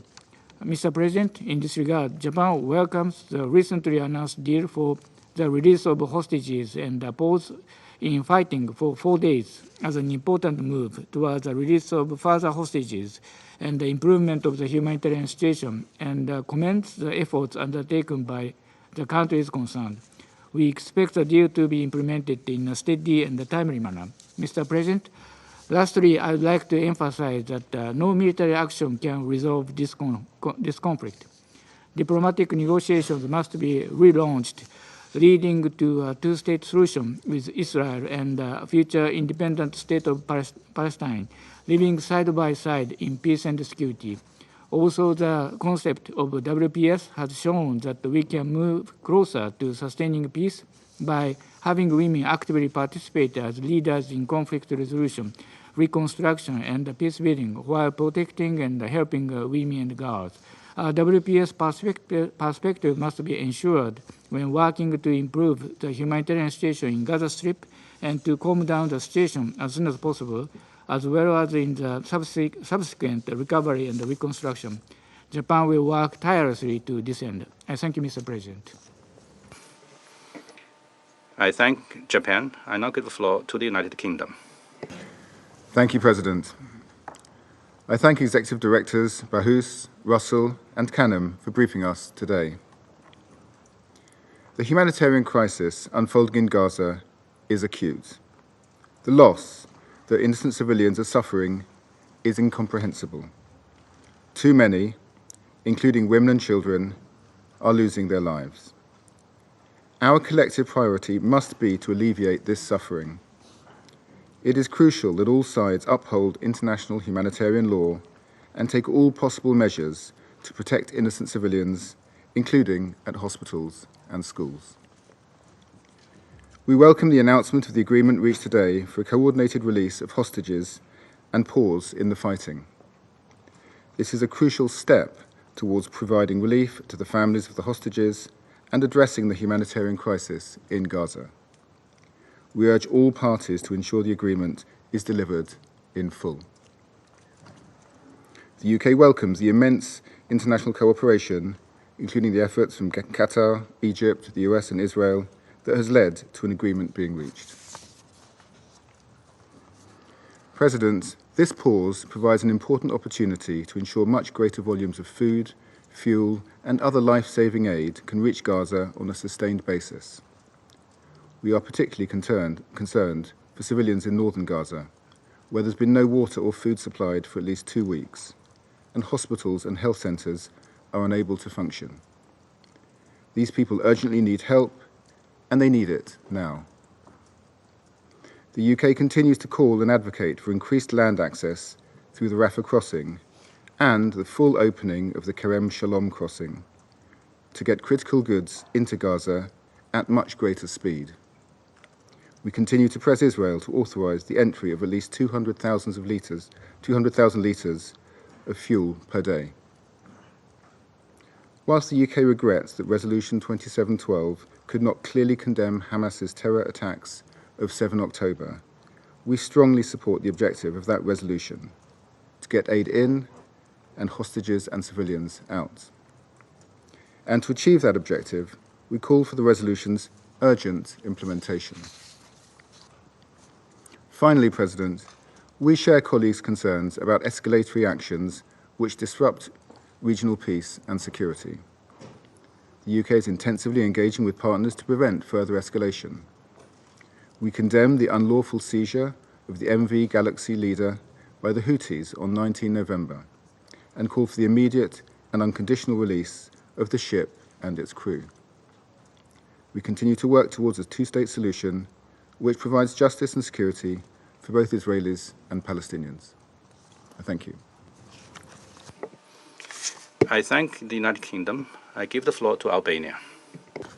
Thank you, Mr. President. And let me also thank Executive Directors Bahous, Russell, and Kanem for the information provided. Like many, we welcome the agreement reached to ensure the release of some of the hostages captured by Hamas. Women and children illegally held in captivity for more than 7 weeks will be finally reunited with their loved ones. We commend the efforts of those involved, in particular the United States, Qatar, and Egypt, and we encourage them to continue and reiterate our call for the release of all innocent civilians. The 4-day pause and the partial release of hostages goes in the same direction as Resolution 2712, adopted recently by the Security Council, which should be fully implemented. This momentum should be fully used to contribute to ensure delivery of critical and vital humanitarian aid for all civilians in Gaza. Humanity always prevails for things to get better. We acknowledge the extremely difficult circumstances the UN agencies and their international partners continue to face while operating on the ground. We pay tribute to their extraordinary efforts to help those in need. The pause will bring the much-needed relief to facilitate their work, guarantee their safety, and ensure immediate, unrestricted humanitarian access for all civilians in need to save lives and prevent further suffering. Saving lives is the UN's core mandate. It is the calling of those who serve it. This makes even more incomprehensible and unprecedented the unjustified losses the UN family has endured, with more than 100 of their staff killed in the line of duty. Mr. President, in the face of the abhorrent massacre by Hamas of Israeli citizens, a carnage that evokes some of the darkest memories, we understand efforts to root out Hamas in an act of self-defense and make sure that such attacks never happen again.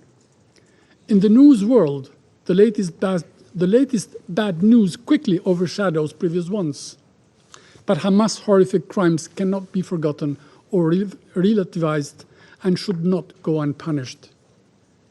At the same time, we acknowledge that fighting in such densely populated area is very challenging because Hamas' military capabilities and its war infrastructure are deeply embedded within Gaza. Its fighters intentionally hide among civilians, exposing them deliberately to high and heightened risks. Wars, even the most carefully planned ones, are always a tragic event, as many things may and do go wrong.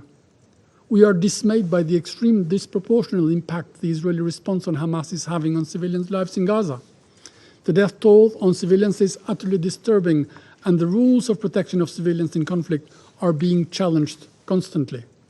The bombardments, the huge number of displaced people, the collapse of water and electricity systems, the lack of fuel, and the limited access to food and medical supplies are, as we heard from the briefers, severely impacting maternal, newborn, and child health care in an already dire humanitarian situation.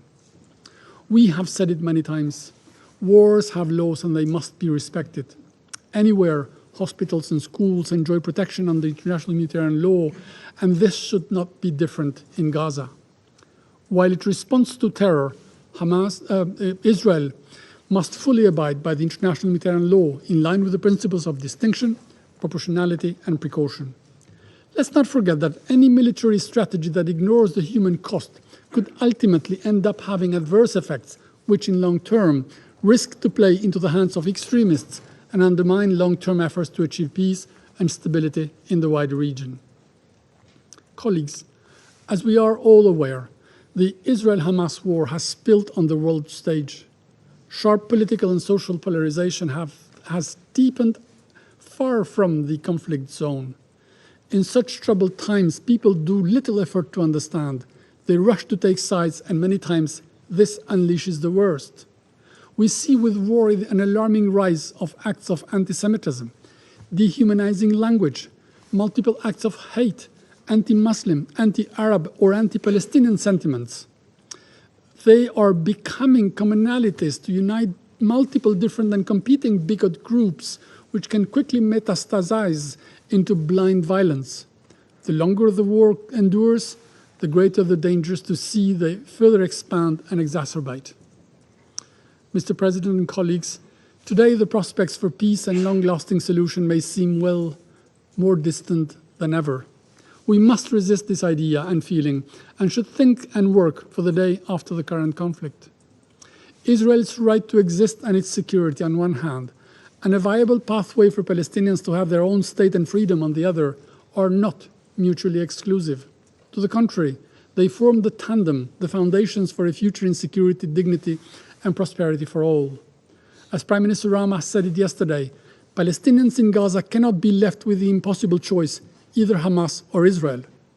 We all have the duty to do more and better and work for a Gaza free of Hamas, but also without Israeli troops, and able to reorganize its life and future in peace and in freedom. And I thank you. I thank Albania for their statement. I give the floor to Brazil. Thank you, Mr. President. Colleagues, Brazil thanks the Chinese presidency for convening this meeting, as well as the UAE and Malta for their timely request. We also thank UN Executive Directors Bahous, Roussel, and Kanen for their detailed updates on the dire reality faced by hundreds of thousands of civilians in Gaza, particularly women and children. We highlight that more than an appalling 5,000 children have been killed in Gaza as a result of Israeli attacks. We gather here under the shadow of a humanitarian crisis of staggering proportions. Since the terrorist attacks of Hamas on October the 7th and the subsequent military escalation, Gaza has been in the epicenter of an appalling humanitarian tragedy. The toll is heart-wrenching.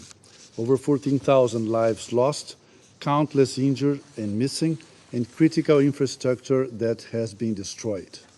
Essential supplies such as food, water, and medical items are scarce. The collapse of power and communication networks has plunged the region into darkness and isolation. The displacement of 1.5 million individuals has led to overcrowding and heightened the risk of widespread disease. These conditions are not just dire, they are catastrophic. Also of continued great concern is the situation of more than 200 people being held hostage by Hamas, including women and children. We reiterate our call for the prompt and safe release of all hostages, and we welcome the 4-day truce and hostage release deal approved yesterday. We acknowledge the mediation efforts and express our hope that the deal will be upheld and immediately followed by new releases. Brazil mourns the overwhelming loss of lives in the conflict on both sides, as well as of more than 100 United Nations staff and humanitarian workers who have perished since the conflict escalated. The situation in the Gaza Strip, especially for women and children, is nothing short of a calamity.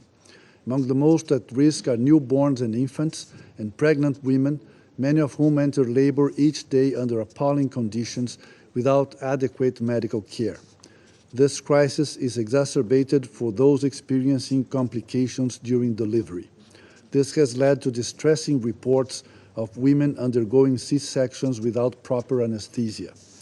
This situation exposes continuous violations of human rights. Children are regrettably caught in this spiral of violence. They face constant threats to their safety and well-being. This conflict is stealing from them their childhoods, their future, their lives. The psychological and physical impact of this crisis on entire generations of Palestinian and Israeli children will have long-lasting repercussions. We deplore the recent attacks on 2 schools run by the United Nations Relief and Works Agency in less than 24 hours, resulting in the tragic loss of life and injury to many, predominantly women and children. Hundreds of thousands of Palestinian civilians have been compelled to seek shelter in UN facilities across Gaza. Brazil reiterates the inviolability of these premises as part of the imperative to protect educational institutions in conflict zones. We urge all parties to immediately cease hostilities and all forms of violence.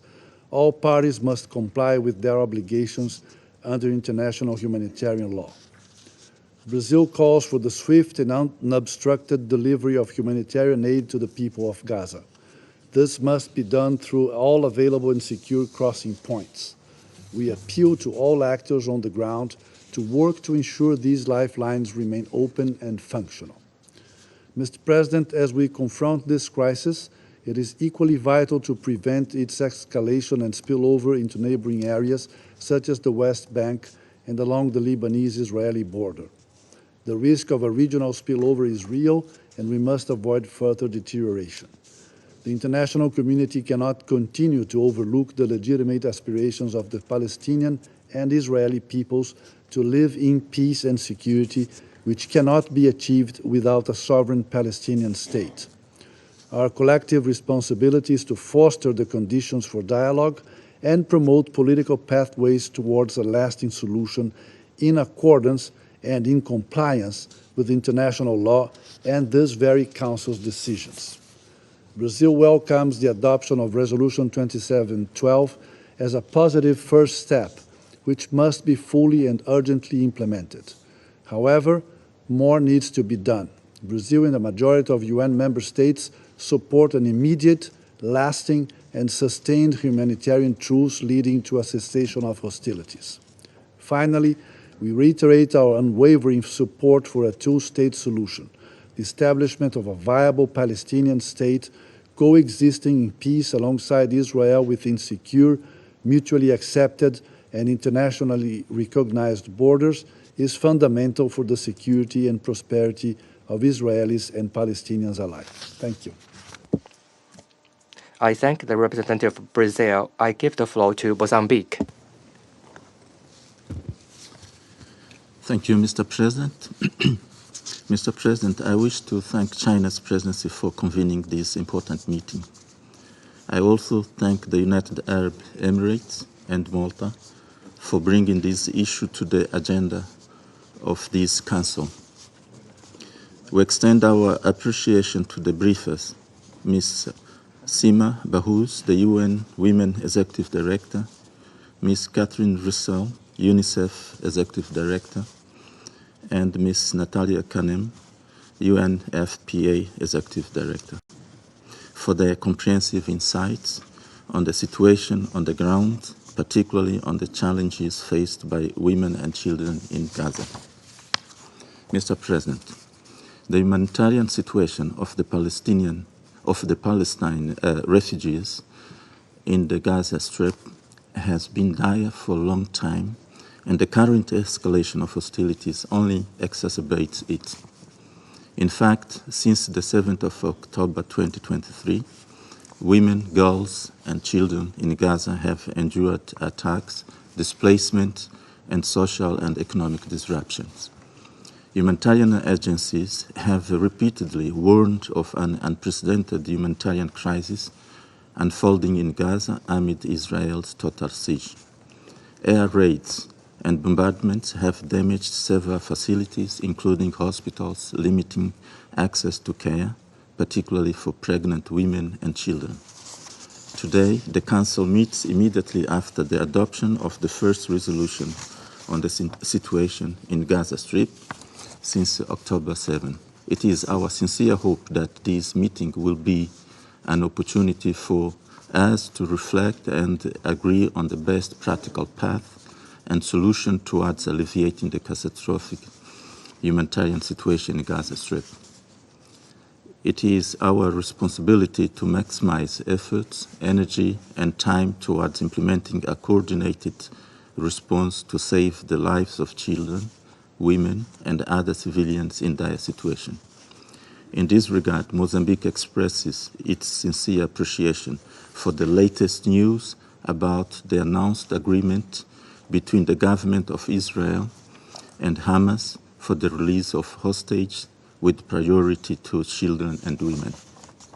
In fact, we will recall the last resolution 2712 adopted by the Security Council on the 15th of November 2023, which called for the urgent and extended humanitarian pause and corridors throughout the Gaza Strip to enable unhindered humanitarian access for UN humanitarian agencies and all other impartial humanitarian organizations to facilitate the provision of life, saving goods and services essential for the well-being and survival of innocent civilians, especially children. It is our hope that this positive signal could pave the way for a de-escalation of the conflict, leading for a humanitarian ceasefire to allow for the entry of humanitarian assistance, including food, water, fuel, and health supplies for women, girls, and children in the Gaza Strip. There should an unanimous call by this chamber and therefore should not be a conditional action. We also are of the view that over and above the access of humanitarian assistance into Gaza, we should consider scaling up the levels of such support and assistance due to the scale of the humanitarian crisis currently on the ground. Mr. President, while acknowledging the encouraging signals, an immediate, durable, and sustained cessation of hostilities and the return to the constructive dialogue remain the best immediate option to remedy the calamitous situation in Gaza. We therefore reiterate the urgency for the parties to show the necessary leadership, wisdom, and courage to engage in dialogue and work toward a long-lasting solution, allowing both Israelis and Palestinians to live side by side in peace and security as good neighbors in accordance with the United Nations Charter. The members of this Council should also exert their respective role of influence for this noble and ideal goal. To conclude, Mr. President, we again appeal to all Council members to not spare a single effort to work towards achieving peace, security, self-determination, and dignity for both the Palestinian and the Israeli peoples. I thank you, Mr. President.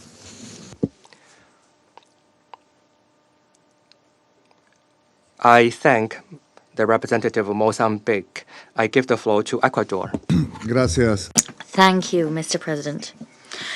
We are also grateful for the briefings received this morning.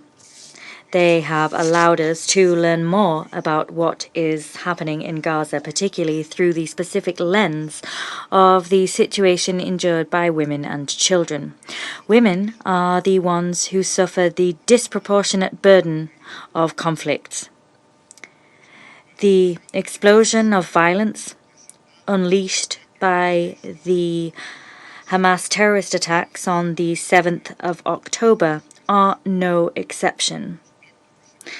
The acts that were perpetrated on that Saturday in southern Israel revealed the use of all types of violence, including sexual and gender-based violence. These acts are particularly abominable. Subsequently, in Gaza, as a consequence of the indiscriminate attacks, thousands of women took up the role of heads of households. They face constraints limiting the access of humanitarian assistance, a lack of water, food, medicines, and personal hygiene products. They also struggle to guarantee safe housing for themselves and their children. Mr. President, the situation facing the civilian population in Gaza is desperate, in particular for women, people with disabilities, and girls and boys.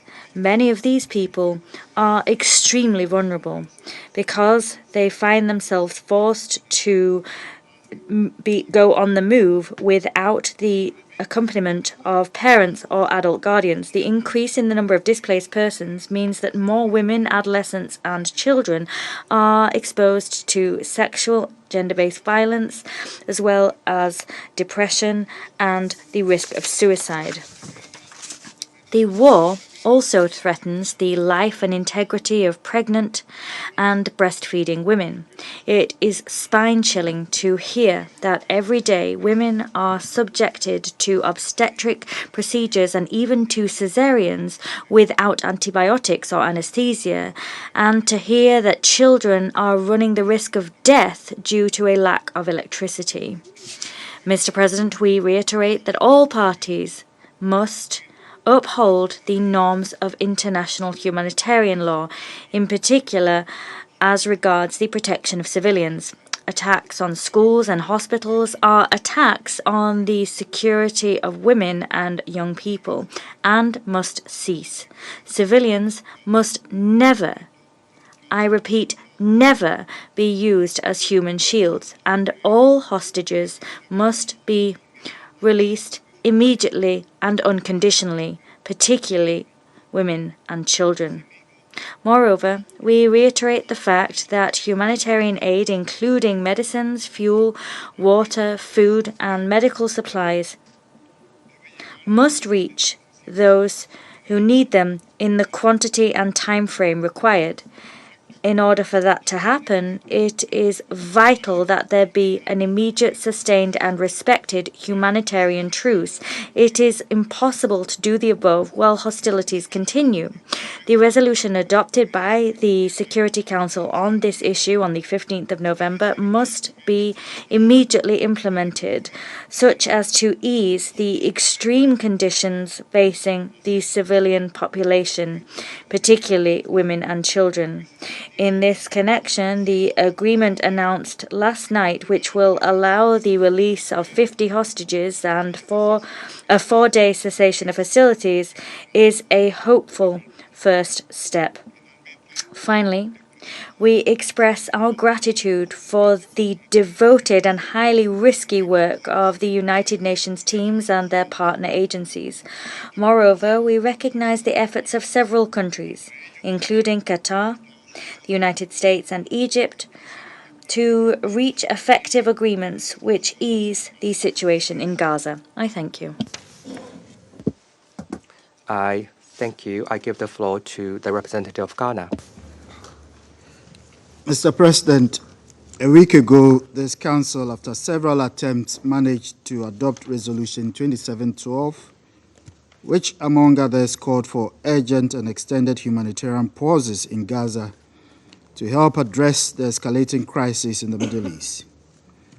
Today's briefing by Executive Directors Sima Bahaus, Catherine Russell, and Natalia Kanem reminds us of the sobering reality in Gaza, where an estimated 575,000 women and adolescent girls of reproductive age are facing critical gaps in access to health services. The death toll in Gaza has also surpassed 11,000, two-thirds of whom are women and children. 1.7 million people have been displaced, more than 29,000 people are injured, and many are presumed dead or trapped under the rubble in Gaza as a result of the ongoing war. Ghana is equally concerned about strikes against refugee camps and UNRWA facilities. These facilities are providing refuge to an estimated 1.5 million internally displaced people, including women and girls, in dire need of humanitarian assistance. While we therefore reaffirm our condemnation of the horrendous attacks of Hamas against Israel on 7th October, which led to the death of 1,200 Israeli and foreign nationals and the abduction of more than 200 hostages, we are concerned by the high number of civilian casualties arising from the military response, which has created in its own wake disturbing concerns. In this regard, we urge a strong recalibration of approach and welcome the decision reached by the Israeli government with Hamas to cease hostilities for a 4-day period in exchange for the release of 50 Israeli hostages, mostly children, and the counterpart release of some Palestinian prisoners, mostly women. We also welcome the additional daily tracks of aid agreed and commend the mediation efforts that have been undertaken to achieve this outcome. We urge the commitment of the parties to the implementation of the arrangements and believe that the release of further hostages creates an opportunity to build confidence with other measures. It is our expectation that further mutual measures would reinforce respect of the parties for international humanitarian law and the preservation of hospitals and schools from the conflict, as well as create space for humanitarian access to supplies to civilians to prevent the deterioration of conditions that could lead to a major health catastrophe. Moreover, it would be important that any effort to build the confidence of the parties should help preserve the inviolability of annual installations and civilian infrastructure in Gaza, including schools, storage facilities, and shelters. Mr. President, the humanitarian actors operating in Gaza have done so under extremely dangerous and difficult conditions, and we acknowledge their efforts. We in particular appreciate the efforts made for the evacuation of 31 premature babies from Al-Shifa Hospital to Rafah for proper neonatal care, following the total collapse of medical services last Saturday, as well as the evacuation of children, women, and seriously injured people to neighboring countries for medical treatment. We regret that not all the babies had the opportunity to survive before the evacuation. We note that the death of several non-combatants on both sides is attributable to the continuous airstrikes and the launch of rockets. We therefore urge their cessation beyond the agreed deadlines and aver that the continuous holding of innocent civilians as hostages is a violation of their fundamental human rights. In this context, we believe strongly that this Council must remain steadfast in its commitment to ensure the protection of civilians in strict compliance with the international humanitarian law. We commiserate with the families and colleagues of all humanitarians that have lost their lives, including the 104 UNRWA staff, and also regret the several deaths that have befallen the media fraternity, where some 48 journalists have been killed, 43 Palestinians, 4 Israelis, and 1 Lebanese. We continue to condole with the families of all those who have lost their lives. Mr. President, in closing, I reiterate our appeal for all of us to be guided in our conduct and engagement by the dire situation on the ground for the interest of peace. We recall our long-held position that the security of Israel and the inalienable rights of the Palestinian people for their homeland lies in a deepened commitment to a negotiated two-state solution, with Israel and Palestine living side by side within secure and recognized borders on the basis of the 1967 borders with Jerusalem as the shared capital.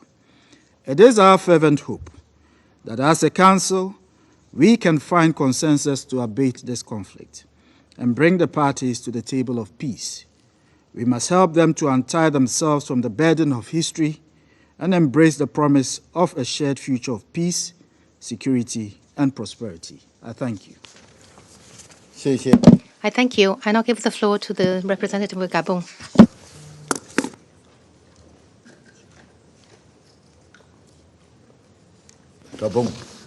Merci, Monsieur. Thank you, Mr. President, for organizing this briefing. I would like to thank the UAE and Malta for the initiative for this important briefing that allows the Council to remain mobilized in the face of the unprecedented scope of the deadly violence in the war between Israel and Hamas. I also thank the Executive Director of UN Women, Sima Bahous, as well as Catherine Russell of UNICEF, and Natalia Kanem of UNFPA for the information that they have shared with the Security Council and for their heart-rending testimony. The adoption of Resolution 2712 on November 15th was a glimmer of hope for saving human lives, particularly those of children, women, and civilians. It was a real hope of reconnecting with international humanitarian law amidst the ruins of Gaza and the perilous exodus of its populations.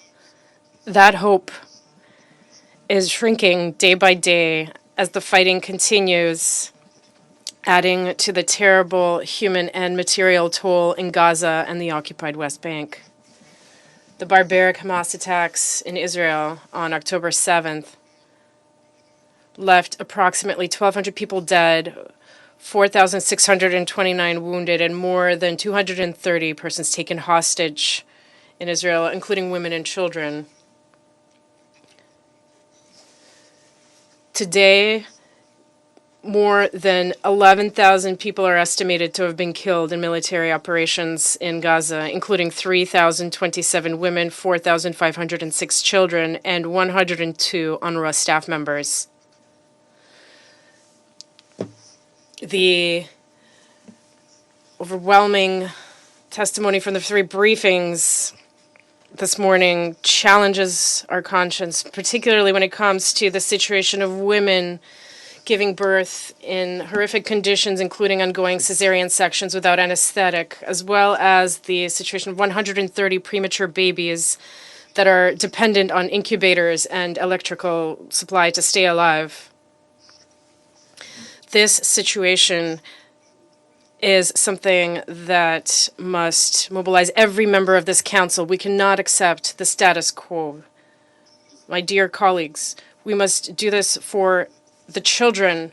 We must be more committed and more engaged as the Security Council in order to achieve a cessation of hostilities. We have the duty to protect children.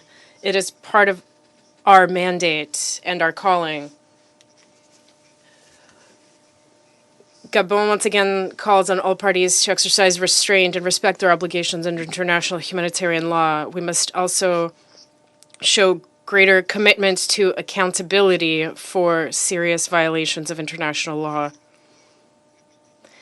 We will not cease to reiterate that the solution to the Israeli-Palestinian conflict must be political and diplomatic, achieved through dialogue and good faith negotiations and ensuring respect for the legitimate concerns of all parties. Gabon reiterates its firm condemnation of all indiscriminate deadly violence and is deeply shocked by the numerous strikes against schools, hospitals, ambulances, and refugee camps. The recent attack on the Indonesian hospital in Gaza, which resulted in the death of 12 people, is unacceptable. The state of siege under which Gaza is being maintained cannot continue. The logic of collective punishment of civilian populations is unacceptable and contrary to international humanitarian law. We reiterate our call for unfettered, secure, and sustainable access for the delivery and distribution of essential goods and services for the millions of persons in need.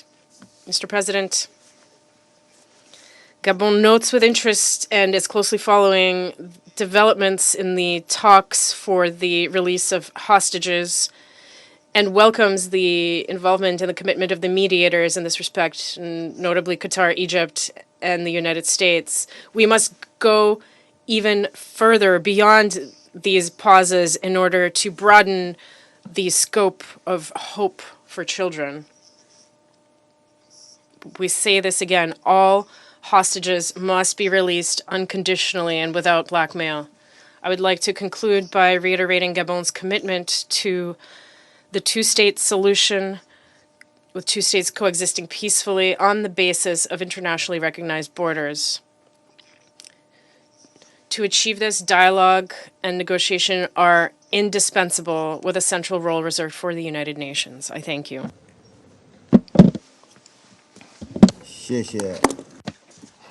I thank the representative of Gabon for their statement. I shall now make a statement in my capacity as the representative of China. Colleagues, I also thank Executive Director Bahous, Executive Director Russell, and Executive Director Kanem for their briefings. The Palestine-Israel situation has been the source of concern for the whole world. China has always been making unremitting efforts to restore peace. On November the 21st, BRICS held its first summit since its expansion. During the meeting, President Xi Jinping elaborated comprehensively China's position and proposal on ending hostilities and achieving a ceasefire, as well as realizing durable peace and security, thus speaking up for justice and for peace and pointing the way to ease the current situation and for a fundamental settlement.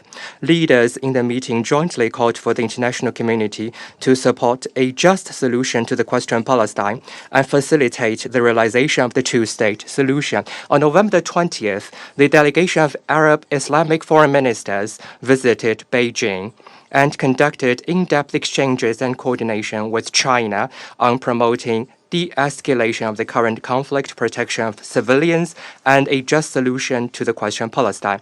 Chinese leaders and the visiting foreign ministers agree that the international community should take immediate and responsible actions to prevent the spillover of the crisis, resume the peace talk process, and realize lasting peace and security in the Middle East. The briefings by the three briefers that we just heard further highlight the gravity of the situation in Gaza and the urgency of saving lives. After the announcement by Israel of the evacuation order, 80% of the population in Gaza have been forced to flee their homes. The medical system in Gaza, under blockade and siege, has seen a complete collapse. Out of 24 hospitals in the north, 22 have already shut down. The Al-Shifa hospital has been called by the WHO a death zone. From UN-run schools to the Indonesian hospital in Gaza, from the Jabalia refugee camp in the north to the Han Yunis camp in the south, civilian facilities have been targeted frequently in attacks, and there's nowhere for the children in Gaza to run. In the past 46 days, over 5,000 children have been killed. All these should not continue to happen and must not be allowed to continue to happen.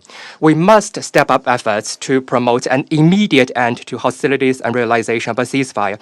The Council Resolution 2712 is the initial step for the promoting of a ceasefire and easing of the situation, and is of a great significance. It must be implemented immediately and fully so as to achieve a lasting ceasefire and avoid a bigger humanitarian catastrophe.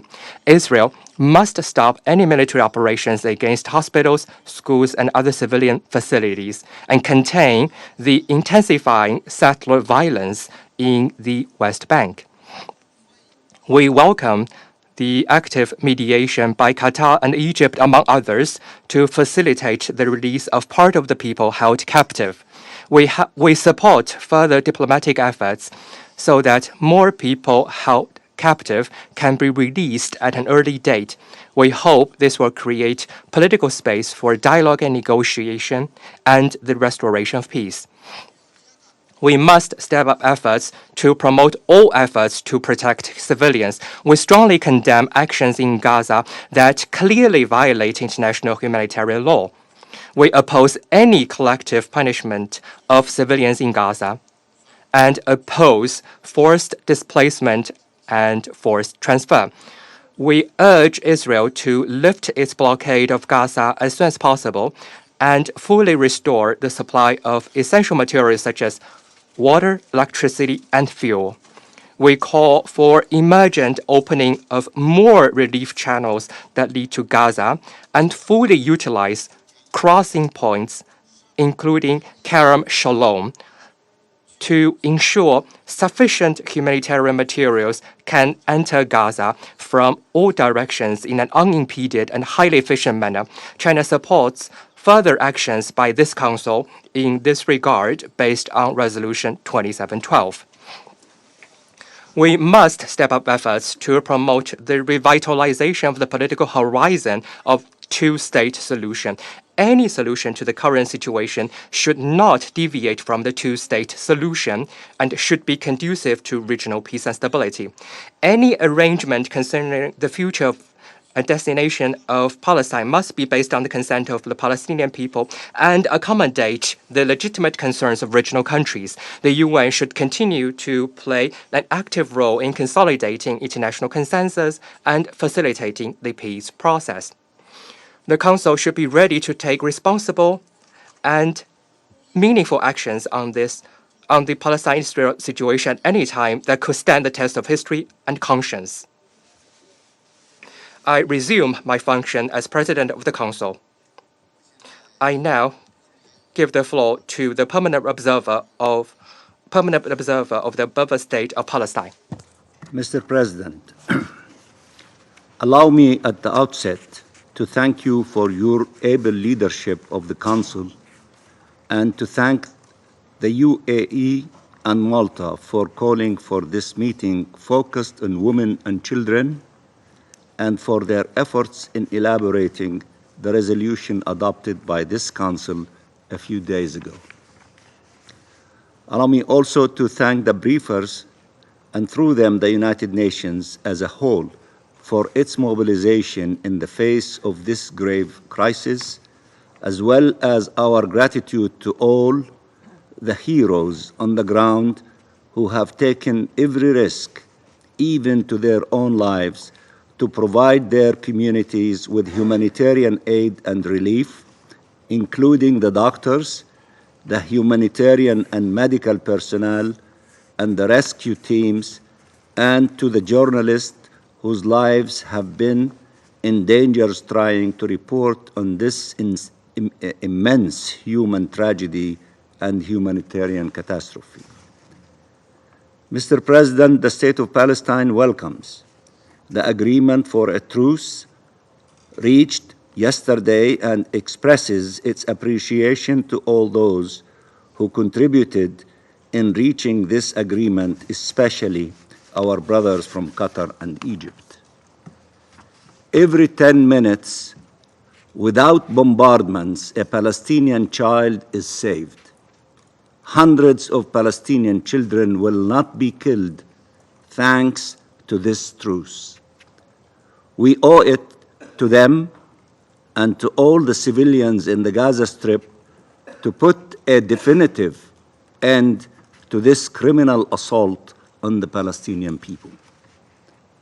All those who contributed to stopping this madness must now work tirelessly to ensure a way forward that averts the resumption of this aggression.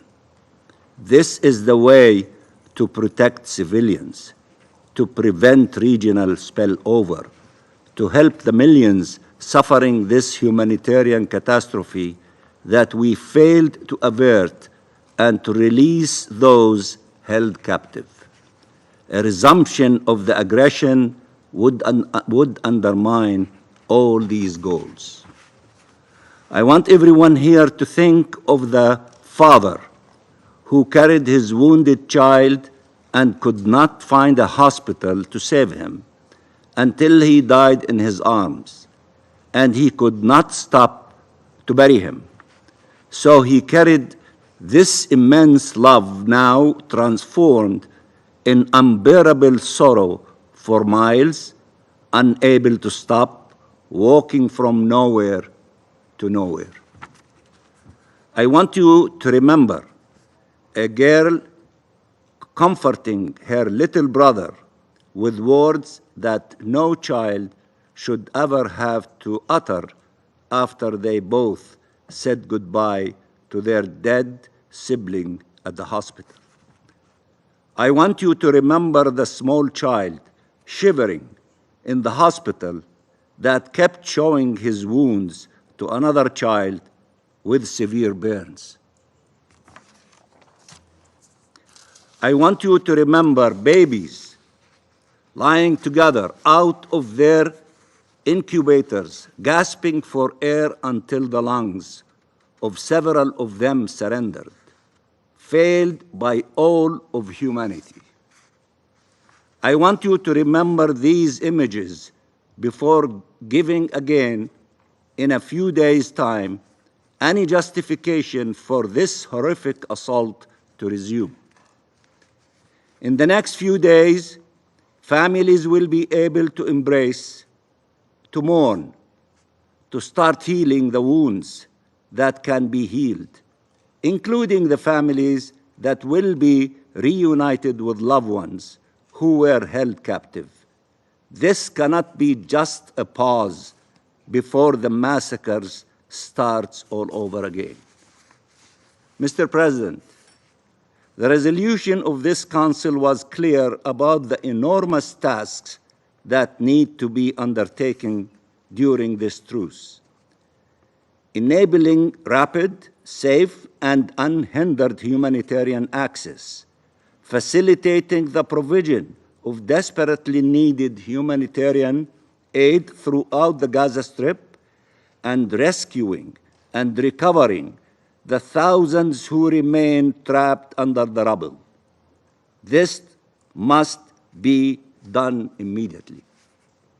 The resolution also rejected the forced displacement of the Palestinian civilian population in grave breach of international law.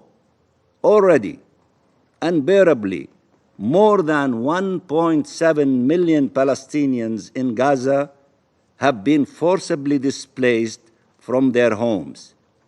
This is inhumane. This is a crime against humanity. Israel said its aim was security, but could not refrain from revealing its true plans: the forced transfer of Palestinians. These intentions started with hints and then became explicit in interviews, memos, and op-eds by its most senior officials. Israeli leaders keep talking about voluntary resettlement, quote unquote. This is the code name for forced transfer.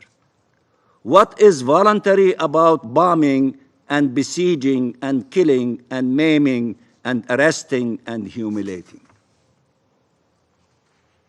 You deprive 2.3 million people of the means for their own survival and then tell them they have a choice: leave this land or leave this earth.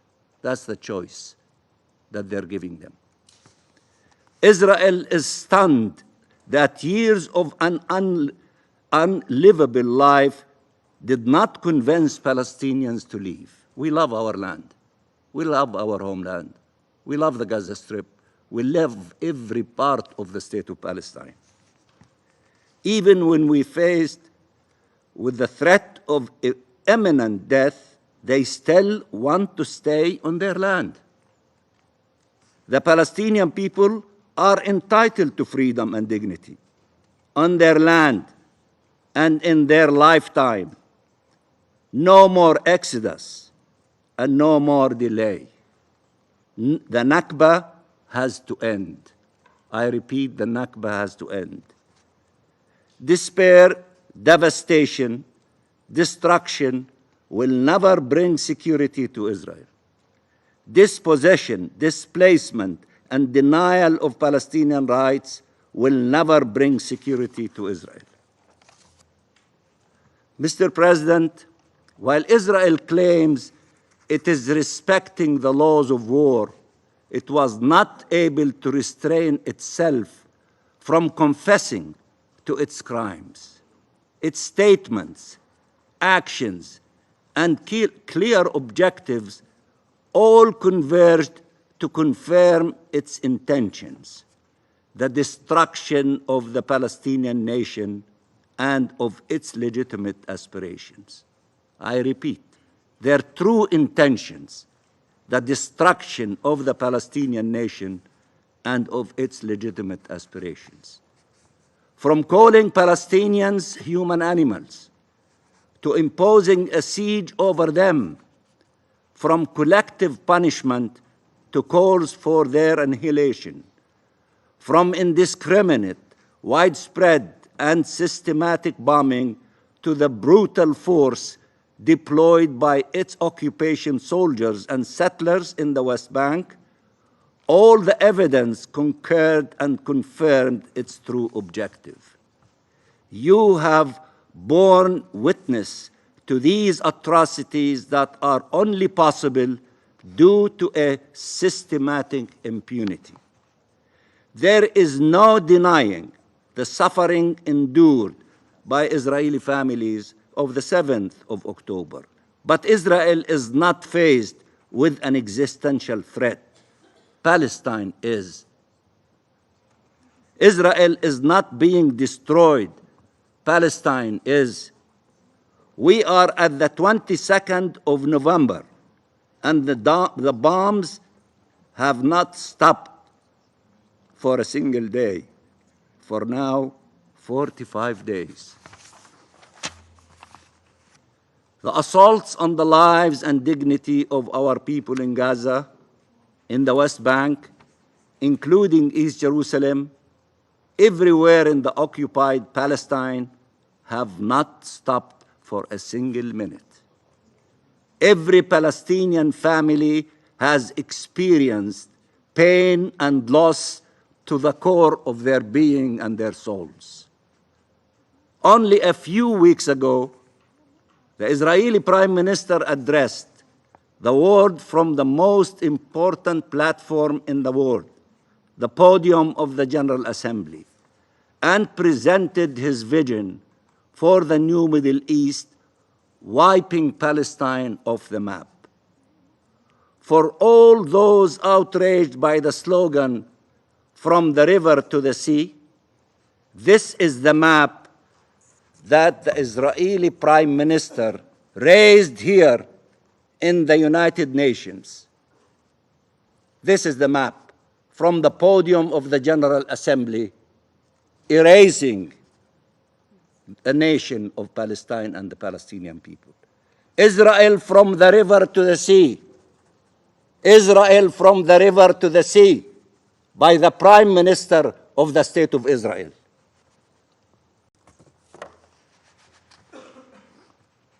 And for good measure, he added the unlawfully annexed Syrian Golan. What outrage did it spark? None.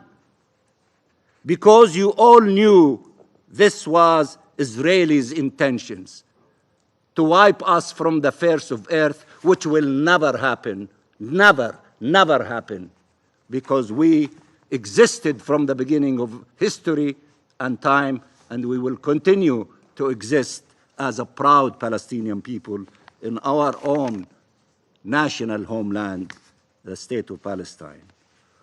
What you see today in Gaza and the West Bank, including East Jerusalem, is the attempt to make this map a reality.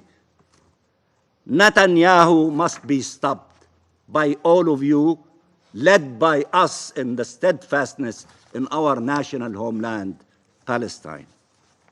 It is time to chart a different path, one where the Palestinian people are not denied or deprived of their national rights to self-determination, to statehood, and the right of refugees to return. On where no one denies the existence, where no one denies the existence of the other. One where two states live side by side in peace and security in line with the Security Council's and the General Assembly's resolutions. One where no Palestinians and no Israelis are killed. One where we enjoy equal measures of freedom, peace, and security. The atrocities we have witnessed these last few weeks should lead us to the only conclusion possible. There is no military solution to this conflict, only a political one. And there is no peace possible in the Middle East without resolving the question of Palestine without the attainment of the inalienable national rights of the Palestinian people. Mr. President, there are those who argue that the killing of people who believed in peace in Israel and in Palestine in recent weeks demonstrate that they were wrong to believe peace will ever be possible. We believe it proves we should have all listened to them. Maybe we could have avoided these dark days. Dima al-Hajj, which was referred to, my sister, the ambassador of United Arab Emirates referred to her. Dima al-Hajj was 29 years old. She was part of the WHO trauma and emergency team. She said a few months ago that she was proud of her work because it contributes to giving people hope and a new lease on life. She was killed with her husband and her 6-month-old baby boy and 50 other members of her family and community. Vivian Silver was killed on the 7th of October. She kept repeating, "There is no road to peace. Peace is the road." These are her words. We owe it to them to ensure hope prevails, that peace prevails. For that to be possible, we need to start with ending this madness and to ensure that morality prevails, legality prevails, and humanity prevails. Mr. President, we unequivocally oppose the killing of civilians and remain committed to the rule of international law. I repeat, we unequivocally oppose the killing of civilians and remain committed to the rule of international law. We have been clear. We believe in justice, not vengeance. We do not justify the killing of a single Israeli civilian while Israel was mobilizing its entire propaganda machine to justify the killing of more than 14,000 Palestinians, over 70% of whom are children and women. No one should condone atrocities based on the identity of the perpetrator. Victims are the ones who deserve your solidarity, and that includes Palestinian victims, including those under the bombs and the siege, those arbitrarily detained, and all those suffering from occupation and racial discrimination. Apartheid. We have a few days to mobilize to stop the war against the Palestinian people, and we have a very narrow window to advance peace. We cannot continue being driven away from it.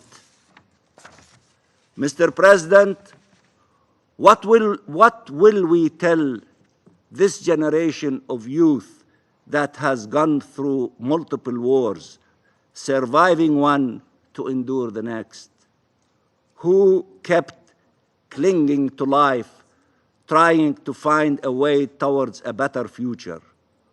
We owe them to do better. We should not be blind to each other's wounds or traumas or history, nor dismiss them. But that respect has to be built on a common vision of the future, where all can live and let live in freedom, in dignity, and in peace and security, not where one's life is at the expense of the other. There is no coexistence with supremacy or subrogation. This is a time for courageous decisions and resolute action by all of us, guided by the imperative of upholding international law and by the urgent need to advance freedom, justice, and peace. And I thank you, Mr. President. And you have to excuse me, I have a meeting to run to, and I told you about it. Thank you, Mr. President. I thank the permanent observer of the Observer State of Palestine for his statement. I now give the floor to the representative of Israel. Thank you, Mr. President. Mr. President, this Council's primary role is security. Yet, for close to 50 days, this Council has not advanced a solution related to its mandate. We have heard here politicized condemnations, baseless suggestions, distorted calls for calm, and extensive outcry over the humanitarian situation of only one side. Yet, what we have not heard was a single real solution. We can have many, many more briefings, debates, and emergency sessions, but if this Council cannot suggest, united, a solution that also ensures the safety of Israelis, then it doesn't address the security of both Israelis and Gazans alike. I reiterate, this war can end right now, today, without one more shot being fired. If Hamas returns all of the hostages and turns in all those who took part in the savage massacre, the war would be over immediately. This war did not start on its own on October 8th. It started on the 7th of October with a deliberate and planned massacre, the likes of which the Jewish people has not suffered since the Holocaust. And my suggestion to end it, worthy of discussion here, and any suggestion to end it, worthy of discussion here, is only one that will bring home all of our hostages and prevent such atrocities from happening again. Mr. President, no country in a similar situation, no country would agree to anything less. The hostage deal that was approved last night is clear proof that Israel is willing to take far-reaching steps. Try to comprehend what Israel has agreed to do last night. We are releasing terrorists who have been convicted of harming Israelis in return for women and children who were savagely abducted from their homes by these Hamas Nazis. This is the deal. But make no mistake, as soon as the pause ends, we will continue striving towards our goals with full force. We will not stop until we eliminate all of Hamas's terror capabilities and ensure that they can no longer rule Gaza and threaten both Israeli civilians and the women and children of Gaza. The Palestinian representative cannot tell you that he doesn't want also Hamas to rule Gaza. I hope the Council takes the days of this pause to advance a real solution that will help bring an end to this war, that will guarantee security rather than strengthen the terrorists committed to Israel's annihilation. This is the main concern. The time has come for this Council to tell the truth to the people of Gaza. I don't expect the Palestinian representative to tell them the truth. That Hamas is solely responsible for their situation, and that once Hamas is gone, the future can be brighter for everyone. Distinguished Council members, today's briefing focuses on women and children. Let's put aside the fact that the war in Gaza began with Hamas's mass murder, rape, and mutilation of Israeli women and children. Let's put aside the fact that there are still Israeli women and children, including babies, being held hostage in Hamas terror tunnels. As you heard today, these are mere footnotes to our briefers and to the UN. But right now, I want to ask you one simple question. Where was the UN for the past 16 years? Where was UNICEF's outcry over Hamas's indoctrination of children to become martyrs? Where was your uproar of Hamas turning children's hospitals and schools into weapons caches? Where was UN Women's outrage at Hamas treating women like property and using them as human shields? Why is it that only now you have decided to talk about the women and children of Gaza? It's not as if Gazans have been living in a utopia of human rights that, like the impression being made by the briefers, was upended by Israel 5 weeks ago.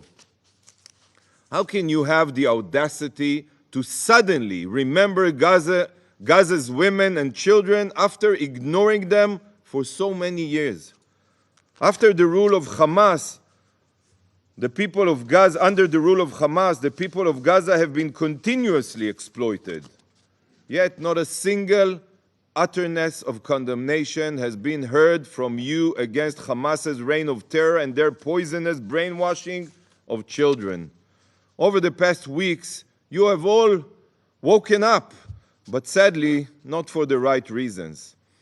All these vast, well-funded UN bodies are suddenly up in arms about the situation in Gaza because now they can blame Israel. The women and children of Gaza are only your concern if you can weaponize their suffering against Israel. And yes, they suffer. This is shameful. UNICEF doesn't really care about Gazan children, and UN Women doesn't really care about Gazan women. If you did, you wouldn't have remained quiet for the past 16 years as Hamas ruled Gaza with an iron fist. Council members, look at this picture. This is Yahya Sinwar, the leader of Hamas. And the child he is holding is a victim of UNICEF's indifference. A picture is worth 1,000 words, and this says all you need to know about Hamas's treatment of children in Gaza. Executive Director Russell, have you never seen this picture? Are you unaware of the terror summer camps that Hamas runs every year in Gaza to indoctrinate children to murder? So many Gazan children were born into a culture of hate, a culture that glorifies violence and educates kids to murder. It is a death cult that puts martyrdom ahead of life, coexistence, and the pursuit of peace. How many UNICEF reports have been written on this? None. I'm telling you, none. While we teach our children to love and accept others, the children of Gaza are taught, and they are not the one to blame, that the murder of Jews and Israel's annihilation is their life goal. They are educated on this in their schools, yes, including UNRWA schools. Why has this child abuse never bothered UNICEF? There is absolutely no chance that UNICEF is unaware of this. So, Executive Director Russell, where has your organization been all this time? Rockets have been found in children's bedrooms in Gaza. Rockets launchers were located inside a Scouts Youth Movement clubhouse. Missile manufacturing facilities were found under mosques, and caches of assault rifles were found in UNRWA schools. We have not heard UNICEF's condemnations against Hamas's exploitation of Gazan children as human shields. Where is it? Hamas wrote a script for the international community, and UN bodies are playing their parts perfectly.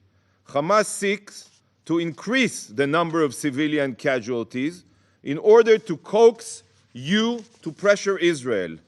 They want you to ignore their crimes while pressuring a law-abiding democracy. Hamas exploits Gazans, weaponizes casualties, and seeks to co-opt the UN to tie our hands and prevent us from eliminating them so that they can continue murdering and slaughtering in the future. This is their script.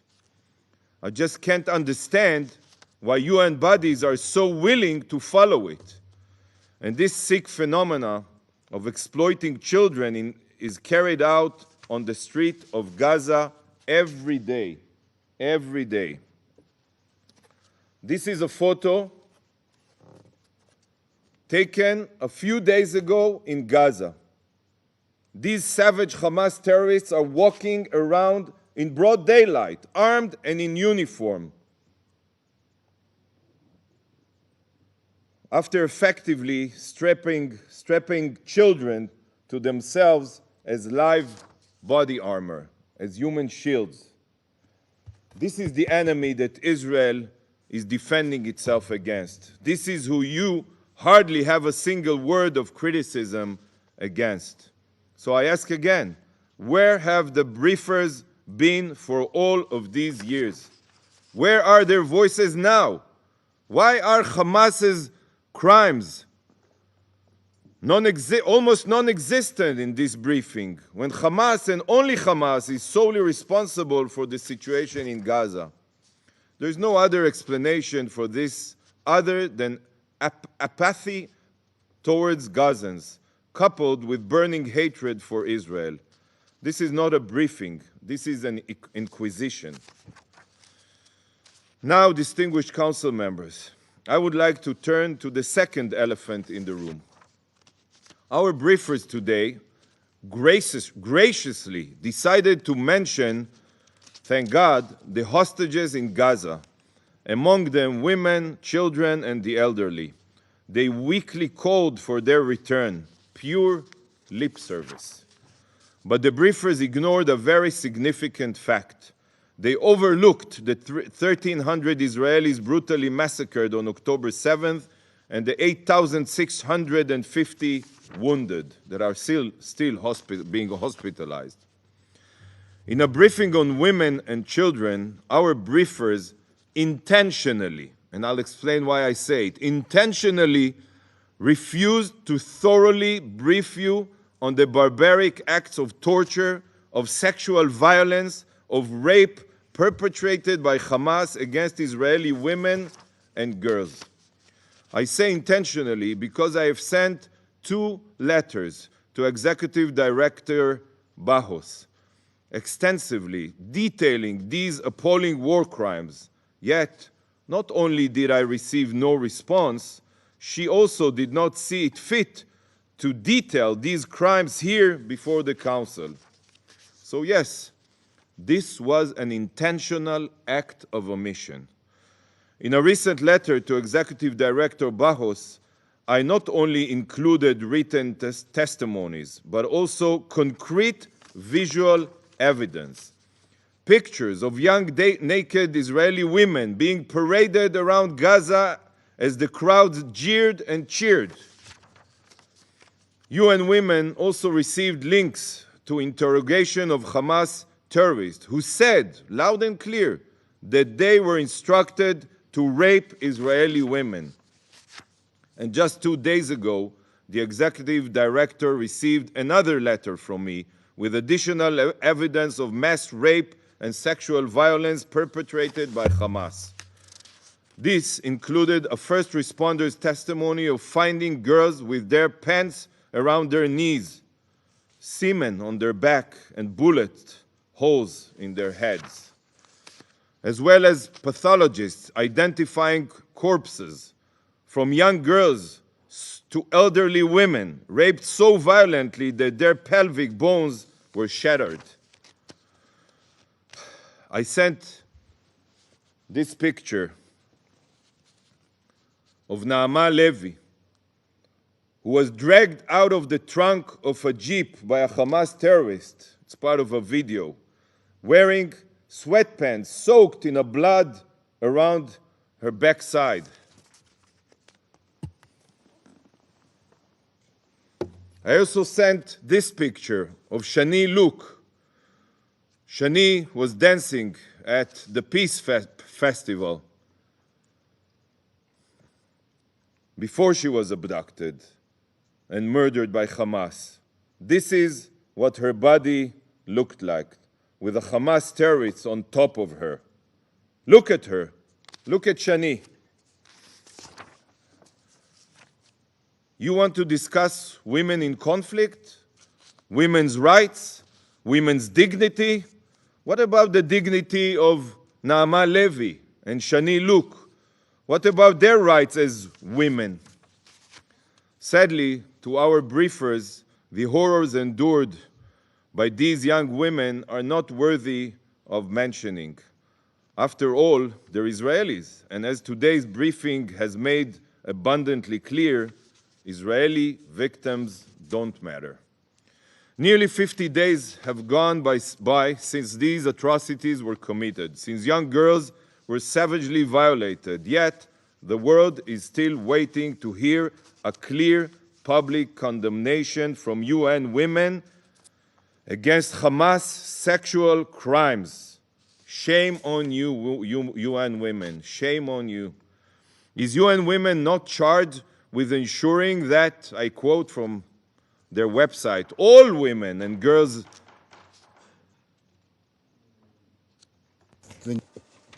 Distinguished representative of Israel, I would like to kindly remind you that you could fully express your different opinions in your statement, but for the briefers invited to this meeting, please show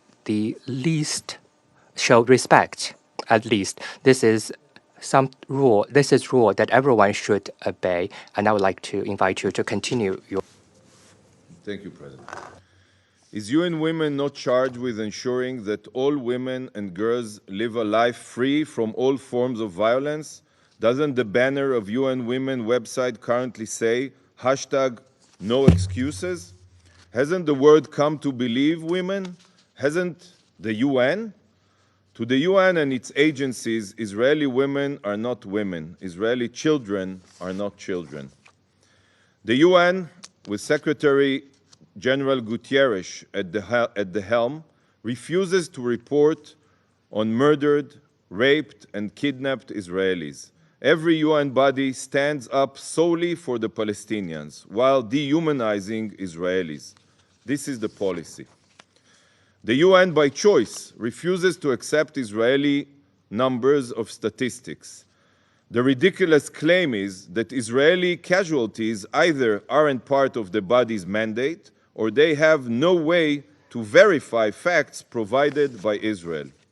On the other hand, when it comes to fabrications supplied by Palestinian terrorists, and in this case directly from Hamas in Gaza, the UN treats these numbers as God's truth, without any form of verification. This is a conflict that started before the UN was even established. And throughout all of these years, the UN blindly accepts every claim and figure from one side only, without any verification mechanism, while ignoring or remaining indifferent to all Israeli data. And this is what ends up in your reports. This is what you are briefed with. I ask you all to process what I have just said. For all of you that don't understand why Israelis call out the UN, this is the reason. What would you do if you were in my place? What would you do if your children were slaughtered and your girls were raped, but the UN and its vast spider web of agencies, bodies, and committees stood idly in silence? Take a moment to think about this. To the briefer tasked with protecting all women, girls, and children throughout the world, including presumably those who are Israeli and Jewish, I want again to look me in the eye and explain to me why you have been silent in the face of mass rape, acts of sexual violence, brutal torture, kidnapping, and murder. How is that your briefings are so one-sided when you all know that Israel does everything in its power to mitigate civilian casualties, while Hamas does everything in its power to murder civilians both Gazans and Israelis. Don't answer me. Answer our mothers, our wives, our sisters, our daughters. Answer the Israeli public. Answer the Jewish people. At least have the courage to be honest and give us real answers. We are still waiting. Thank you, Mr. President.